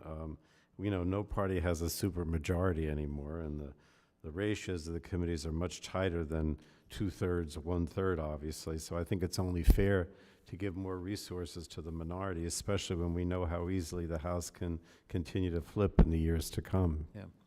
Yeah, we're committed to that 37 and we even discussed, we're new to this, so we're learning how we operate our budgets, and if there's more flexibility, we're going to do more. Great, thank you. I want to just measure, particularly given the breadth of this committee's authorization responsibilities. We've talked a lot here with previous chairs and ranking members about the Supreme Court decision last year in Loper Bright relative to removing the Chevron deference, the importance of our Article I responsibilities, both as authorizers and as providing oversight. And frankly, without regard to how you view the current situation, given the need for Congress to be more specific as it writes laws and gives authorization to the various agencies, and the need to assert our role under the Constitution, do you feel you have adequate resources to carry out all those Article I responsibilities with this budget? I'll start We with do you, think Mr. this Chairman. request, if it's met, it meets our resources. If you remember, as we're looking, all of us, for you start trying to get the staff in place, on our side of the aisle, you're competing with the Senate, and you're also competing with the administration, and so we're trying to attract very talented people and keep talented people. So it's important for us so we can do the deference and write the laws that we need to write. I don't know, Mr. Pallone, if you had any comment Well, to make. I'm never going to say that we have enough money to do oversight. I've been here a long time, and I remember when John Diggle was the chair, and most of the time when he was the chair, you had Democratic presidents, right? But he just did an incredible amount of oversight. The staff traveled all over the country, visiting the communities and agencies and industries. So you're never going to have enough. We can't get back to those days, I don't think. But I think that what the budget that we've put together on a bipartisan basis definitely will increase our ability to do the oversight that's required. Good, and I think is essential, just as an institution, and not just as it relates to this administration, but future administrations. I mean, that's the role we've been asked to play, and the public may not always appreciate or understand it, but that's what the founders described and articulated in the Constitution, and still our responsibility. As it relates to hearings, I'll just use my last minute. I agree that going around holding field hearings, et cetera, is critical. You get a much different sense from talking to people around the country than you might if you do all of your hearings here in Washington. The chair and I have placed a particular emphasis on member security and staff security. We've seen threat assessments go up a great deal in the last few years. And I know you're new in this role, Mr. Chair, so you may not have an opinion on it right now, but I would invite you, as you're preparing, to make sure that you do everything you can to coordinate with the Capitol Police, the Sergeant at Arms, and local law enforcement, and to the degree that the chair and I and the members here can be helpful in our responsibilities as it relates to oversight of the Capitol Police and our ongoing communication. We just want to make sure everyone is safe, that everyone is protected, and that both members and staff. So I would just offer that invitation to you. Thank you. Appreciate it. Thank you. And with that, I'll yield back, Mr. Chairman. Gentleman yields back. We appreciate both of your testimony today. It's helpful as we go through the committee funding allocation process. You have really important work ahead of you over the next years. Thank you. The committee will pause while the panel exits.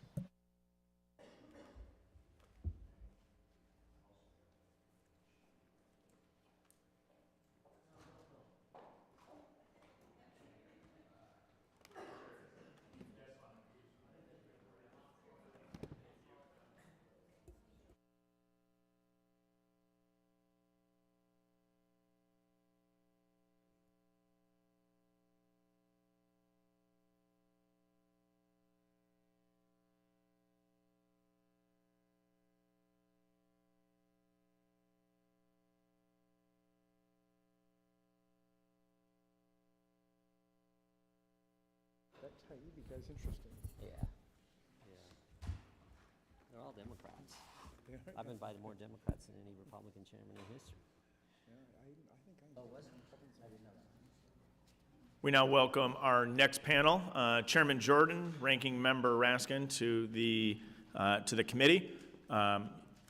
We appreciate you being here. We've been going through a robust panel of witnesses over the past 2 days, analyzing budget funding, a lot of conversation about the end of Chevron deference, and they need to make sure that all committees have the resources they need about oversight.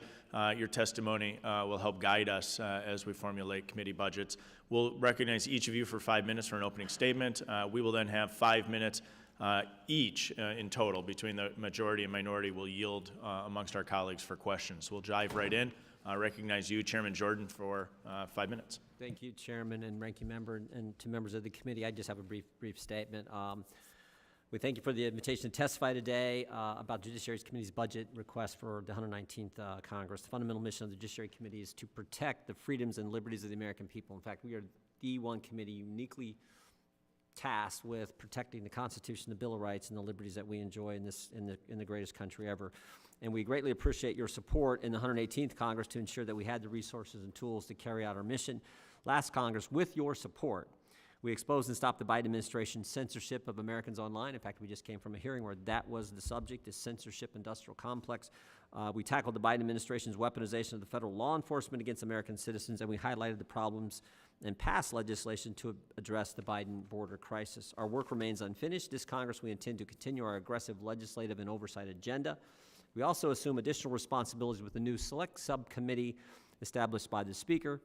To carry out our mission, we respectfully ask for the $15.857 million for each session of the 119th Congress. This funding level matches the level at which the House authorized the Judiciary Committee last year, following your generous allocation from the Reserve Fund. We also respectfully request that our staff slot allocation remain at 110 for the 119th Congress. And I'm pleased that Ranking Member Raskin and I have had discussions, and this request has bipartisan support. Thank you again for your consideration and for the good work that you and this committee does for the Congress. Thank you very much, Chairman Jordan. Ranking Member Raskin, you're recognized for 5 minutes. Mr. Chairman and Mr. Morelli, what a pleasure it is to be back here with you and with the members of this great committee. I feel great fondness and nostalgia about my time served on this committee. The Judiciary Committee, as our good chairman just said, has broad jurisdiction over the matters that are fundamental to justice in America, the Constitution, the Bill of Rights, civil liberties of the people. Our legislative jurisdiction is wide-ranging, addressing criminal and civil penalties, as well as government surveillance, antitrust, bankruptcy, immigration and naturalization, copyright and trademark, terrorism, espionage, interstate compacts, and more. We have a charge to ensure that the courts of the country, our administrative bodies, our law enforcement agencies are working efficiently for the people. In order to fulfill the mission, we need to recruit and to retain experienced staff with a diverse set of skills and expertise. Accordingly, we're seeking a combined $31,714,000 for the Judiciary Committee in the 119th Congress. The budget we proposed and our agreed upon allocation of funding between the majority and the minority will enable us to conduct the essential work in the 119th. I want to thank Chairman Jordan for including us in this process, and thank you for your time and consideration. And I'm ready to answer any questions you might have for me. Thanks. Thank you both. I'll recognize myself for 5 minutes to ask questions. I'll ask one question out of the gates I've asked every chair and ranking member, which is, will you commit to having your systems administrator meet with the House's chief information officer to discuss cybersecurity in the first quarter? Yep, sure. Thank you very much. I'm now going to yield to a member of the Judiciary Committee, Laurel Lee. Thank you, Mr. Chairman, Ranking Member Raskin, for being here with us today and for your testimony. Mr. Chairman, I'd like to start with you. In my experience on the committee, firsthand experience outside of the Beltway to help us better understand issues is essential to the functioning of the committee. I see that you requested a slight increase in your travel budget for the 119th Congress, including funding for some field hearings and roundtables. Yeah. Would you please shine some light on the goals of the committee in conducting these field hearings and roundtables and why you find them important? Well, the ranking member mentioned this, and I think I did in my opening statement too. We have, this broad jurisdiction relative to immigration law, so some of that's going to be border-related. That's what we did last Congress. We had field hearings in Yuma and we were in Texas, down on the border to deal with that crisis situation that was there in the previous administration. And then we went to some of the big cities. We were in New York City. I know the gentlelady was at these hearings as well. The hearing in New York, unbelievable about these district attorneys who aren't prosecuting the really bad guys. And we heard from victims, family members. So we think that's important for our mission. And so we appreciate that, and that's why we're doing it. We're also concerned about this what's happening in Europe with the attack on free speech. It's one of the subjects we're discussing in the hearing that's going on right now. So we appreciate the consideration for that part of the budget as well for travel. You also mentioned in your questionnaire that the Judiciary Committee relied heavily on the e-discovery program that was implemented last Congress through the Modernization Subcommittee here. How did being able to utilize this program assist the committee in conducting its essential and important work? Well, I talked to our staff about this, and they were just all thumbs up about it because, as you all know, we do lots of investigations, probably more investigations out of our committee last Congress than maybe the rest of the committees combined. I don't know. We did a lot. I think we did 107 different subpoenas, 154 investigations. Keeping all that documents that comes in, everything else, it was critical. I think they gave me a number.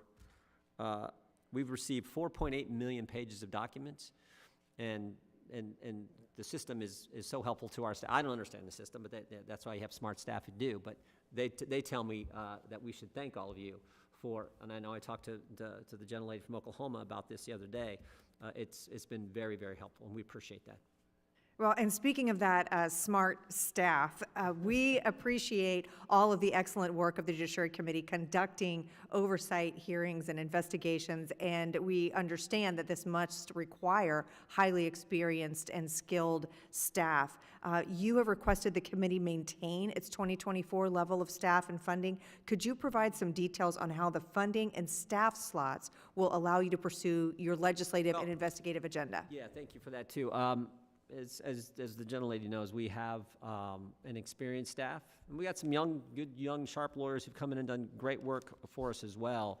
But our general counsel's been here like 20-some years. Mr. Hickson has been around forever as well. Mr. Brewer, just great members, great staff members who do good work, and we want to keep them, and we want to keep that great staff who put together the numerous investigations, numerous reports we did. So, and I appreciate the ranking member with the budget, with the staff, and saying let's stick where we're not asking for more. We just want to stick with where we're at because we think it's a good team and we like to keep all of them together. Thank you, Mr. Chairman. I yield back. Gentleman yields back. I yield back. I recognize the ranking member for 5 minutes. Thank you, Mr. Chairman, and thank you, Chairman Jordan and Ranking Member Raskin for being here and for all the work that you're doing. Let me just begin with a question I've asked a number of the chairs and rankers, whether or not you're in conformity about the degree to which the minority will be able to use their allocation to make independent decisions with the amount that they've got appropriated to them. Mr. Chair, if you... I believe so. I know we didn't, unlike some committees, our organizational hearing was 30 minutes versus some of the 3-hour ones, and we've kept the rules the same, and so I believe I think we're fine on all that. Okay. At least that was the. So you're committed to allowing them independence, Oh, yeah. Mr. Raskin.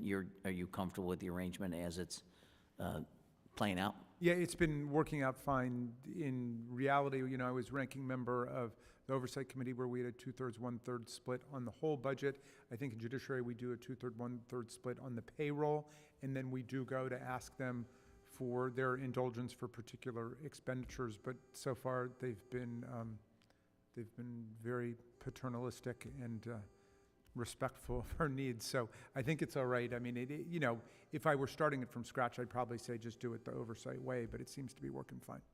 Thank you.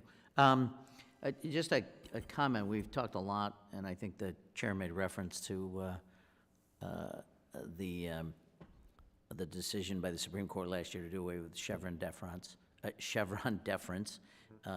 the requirement that we will have to do much more in terms of specificity when we're doing authorizing language, that we will not be able to give secretaries greater flexibility than the law allows, which will require more of us.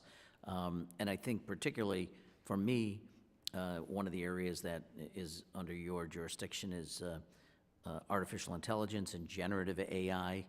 I'm very concerned about the fact that we have no civil nor criminal sanctions against deepfake pornography, particularly when it's used almost exclusively against women, and whether or not you feel you have the resource in this budget to adequately look at some of those issues and make sure that we're protecting the American public. And I'd ask each of you to just comment on that, if you might.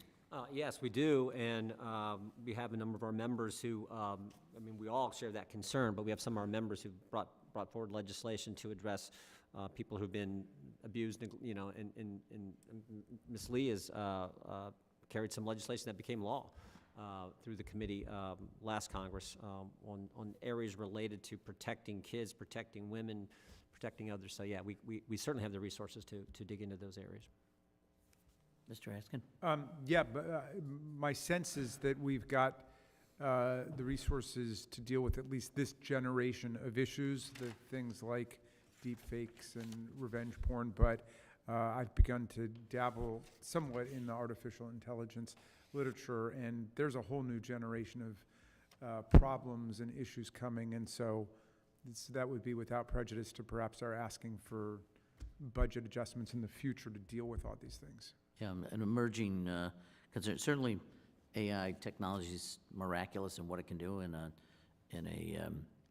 to advance many things, but it has a dark potential if misused, and obviously a lot of that will fall to your committee.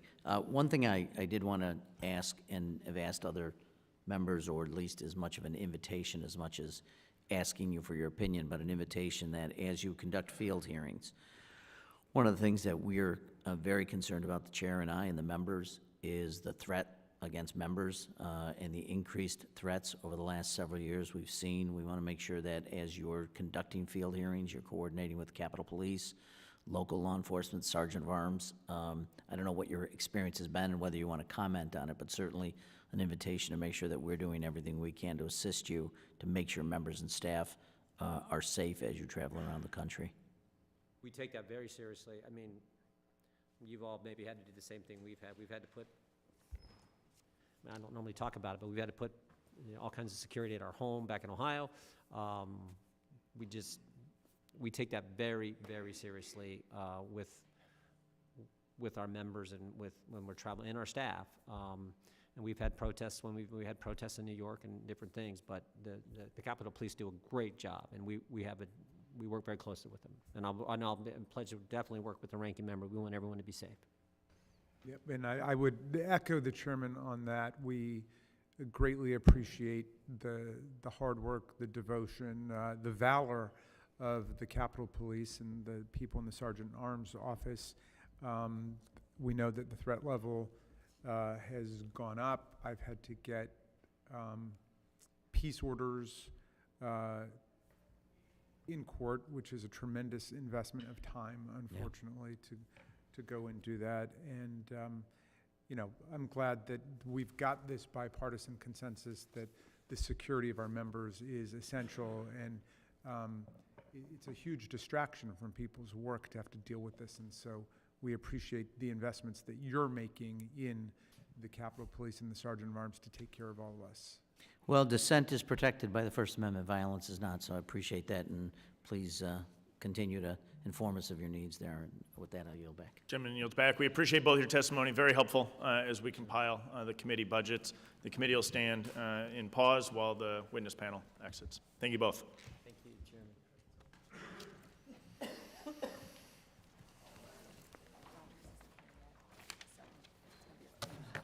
Okay.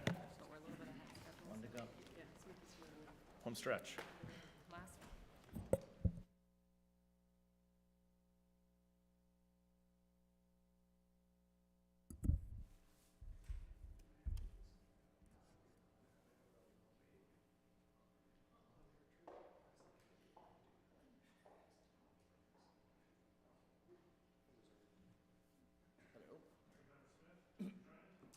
just waiting for my compatriot there, so.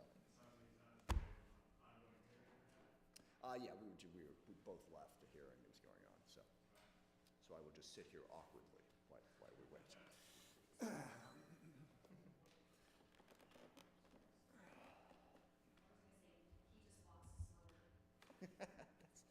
That's probably true.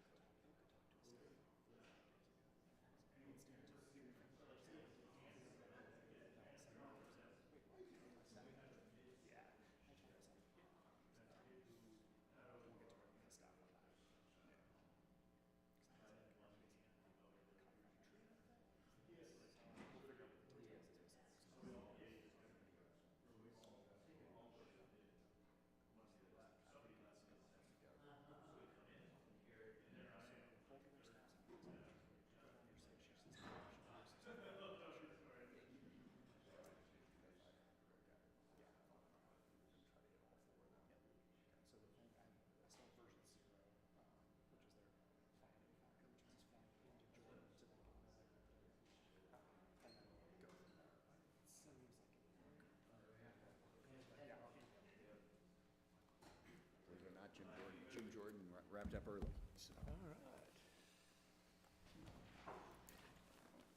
We welcome our next and for us last panel of a two-day hearing as we examine committee budgets. We've had robust conversations, Chevron doctrine, oversight. We're excited to have HASC before us today. We'll give each of you 5 minutes. Chairman Rogers, Ranking Member Smith, 5 minutes for an opening statement. Then we will have 5 minutes total in the majority and in the minority for questions yielding amongst ourselves. We'll jump right in and recognize you, Chairman Rogers, for 5 minutes. Great. Thank you, Chairman Steele and Ranking Member Morelli, for the opportunity to present the HASC funding request for the 119th Congress. I want to start by thanking you and your for all your tremendous support that we've had during the 118th Congress. The resources you provided enabled us to enact 2 NDAAs and expand our oversight of the Department of Defense at a very challenging time for our national security. I'm here today with my friend, the Ranking Member, and my partner in leading the Armed Services Committee to respectfully request a modest increase in our budget for the 119th Congress. The budget we are requesting will enable us to accomplish 3 important goals for this Congress. First, it will allow us to hire new and retain existing staff. We are lucky to have a very experienced and talented staff. Most are former service members with firsthand knowledge of the programs and platforms we authorize. Others are dedicated lawyers and staff with decades of experience in the House. This caliber of staff is critical to our ability to conduct rigorous oversight of the largest and most complex department of the federal government.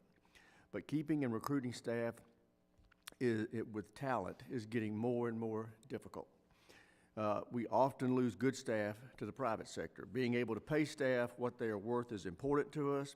Your support of our budget request will enable us to do just that. Second, our request will enable us to expand the number of field hearings we can conduct. Thanks to your support last Congress, we were able to hold our very first field hearing in more than a decade.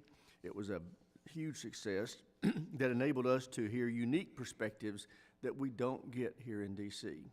We're looking to build on that success in the 119th Congress. Finally, our request will enable us to enhance the technology we rely on for our committee operations and member outreach. Each year, we receive over 1,300 requests from members for the provisions in the NDAA. At markup, we process over 1,000 amendments. When we get to conference, we resolve differences on hundreds of legislative provisions and thousands of budget items. We rely on specialized software to track these member priorities, process them, and turn them into an NDAA. We appreciate your support as we continue to update and maintain the system. We take the expenditure of taxpayer dollars seriously. We will always ensure the budget allocated to our committee will be spent judiciously and prudently. Thank you for your consideration of our budget request, and I yield back my time. Gentleman yields back. Ranking Member Smith is recognized for 5 minutes. Thank you, Mr. Chairman, and I will be brief. I agree completely with everything that Chairman Rogers just said, and I just want to emphasize the first point he made and say thank you. This committee was very generous to us. Last session made a huge difference because the staff needs that Chairman Rogers outlined are incredibly important. The oversight is enormously important. Largest bureaucracy in the world. We're working towards getting a full audit for the Pentagon, making sure that they are efficient and effective. And the need is enormous right now, given the challenges that we face in the world. The most complex threat environment that we've faced probably since the end of World War II. So your support for our committee's ability to do its oversight is going to be crucial to our national security. Appreciate that support. Chairman laid out what it goes to, and I just echo his remarks and ask you to support the modest increase that we are requesting. Thank you. I yield back. Gentleman yields back. I'll recognize myself for 5 minutes. Thanks for the work that you do. I think you're accurate in describing the threat, the dangerous world that we live in. Uniquely now, your oversight role of the Department of Defense is essential. Before I get into my full questions, one question that I've just asked every chair and ranking member is, will you commit to having your systems administrator meet with the House's Chief Information Officer to discuss cybersecurity in the first quarter? Yes. Absolutely. Thank you very much for that. In your report, you noted that you had a couple vacancies that were not filled due to an office space constraint. We've opened up space in Cannon. Want to make sure that you don't have constraints from us preventing you from hiring staff, in particular a period of time where oversight over the Department of Defense is going to be absolutely essential. Has that been resolved, or is that an outstanding issue? It's resolving itself very soon. We did have those constraints space-wise last Congress. We will not have them this Congress, so we hope to be able to get up to our full authorization on staff. Okay. And as you look to fill out staff positions, obviously unique expertise required in your staff. You're competing not only against the private sector, but also from the majority side in particular with the administration making hires. Do you have any unique concerns in being able to fill those positions? No, we will be able to get after it if we have the funding to pay them well. I mean, we are competing with a private sector that's robust. All right. I'll yield to Ms. Bice. Thank you, Mr. Chairman, and thank you, Chairman Rogers and Ranking Member Smith, for being with us this afternoon. You mentioned in your budget request that you will need to an increase to update the technology used to build the NDAA and to cover the increases in the cost to support services. Could you elaborate a little bit on how essential this technology is to your committee to manage the very large number of amendments that are submitted by members? Fortunately, our staff has been able to take a state-of-the-art software system and use it to process this huge volume, and they're leading the effort for authorizing committees in the Congress on that. Problem is, it's very expensive, and it has to be upgraded, and we're going to have the money to do that if we want to stay ahead of this volume. The good news is that we take care of our members because we have the capability with the software. If we don't keep up with it, it's going to be hard to take members' requests and turn them into law. Yeah, and you know the process from time in the committee, we get, gosh, by the time you add them all up, it's a couple thousand different requests just on the committee, on the amendment process. Because there's the original idea, and then that idea will frequently splinter out into 5 different versions of the amendment. Members of the committee do that. And of course, when we go to the floor, opens up to everybody, and the Rules Committee has to deal with that, but we have to deal with it as well to work with them. It is an incredibly high volume, so being able to process that quickly with the best technology helps us serve the members of the House. I want to say thank you both for your commitment to making sure that we're doing everything we can to promote and support our military branches and our servicemen and women across the world. I miss being on HASC, but now an appropriator can do my part to support you as well. So thank you for being with us this afternoon. Mr. Chairman, I yield. I would just echo the comments. We appreciate the work that you do. There is robust oversight needed, the Department of Defense, and you have the opportunity to provide that for us. I'll yield back. I'll recognize the ranking member for 5 minutes. Thank you both very much for being here. I had the great privilege, like Ms. Bice, of serving on House Armed Services for, unfortunately, only for a couple of years, but now get to serve on Appropriations Defense Subcommittee. So appreciate very much your work. And your work in a bipartisan fashion on behalf of the American public. I have no reason to doubt that will continue, but I'm very, very grateful for it, particularly in an environment that seems far too partisan, I think, to many of us. I just want to get some confirmation. My understanding is that the ranking member has the independence in terms of his part of the budget. I want to make sure that continues. I assume that's always been the case. I would hope it would continue. Absolutely. Yeah. Now, we do have a substantial portion of our budget that is joint, which I think we're the only committee that does that. And that, I would say, is essential to our work. As the majorities have bounced back and forth, we have the consistency of the staff. Many of the members who worked for me when I was the chairman, and worked for Mike, and that institutional knowledge is crucial. But then we do have portions of our budget, and as the member of the minority now going on my 3rd year with Mr. Rogers as chairman, it's been a great working relationship and have no complaints. Great. Well, I frankly always appreciate that the NDAA has largely been bipartisan. I hope that certainly continues. We've talked a lot here about our oversight responsibilities, and we've asked the chairs of the various authorizing committees and ranking members about whether their resources that they're requesting are adequate to fulfill Article 1 responsibilities, particularly given both the threats that we face around the world and, frankly, given some of the changes in the administration's posture on how America engages around the world. Are you confident you have what you need in terms of your request to fulfill those Article 1 oversight responsibilities? Well, with regard to our oversight responsibilities, with this 5% increase, we do feel confident we will be able to do that. Although you will hear us throughout this Congress talking about the need for dramatically increased defense spending in the Department of Defense. But the 5% we're asking for here today will be sufficient. Are you comfortable as well, to the ranking member? Absolutely, in terms of the committee, but I mean, the chairman's sensitive to that sort of question because there's a lot of focus on what the actual size of the defense budget should be, and as you know, the debate through the reconciliation process, we're still trying to get FY25 done.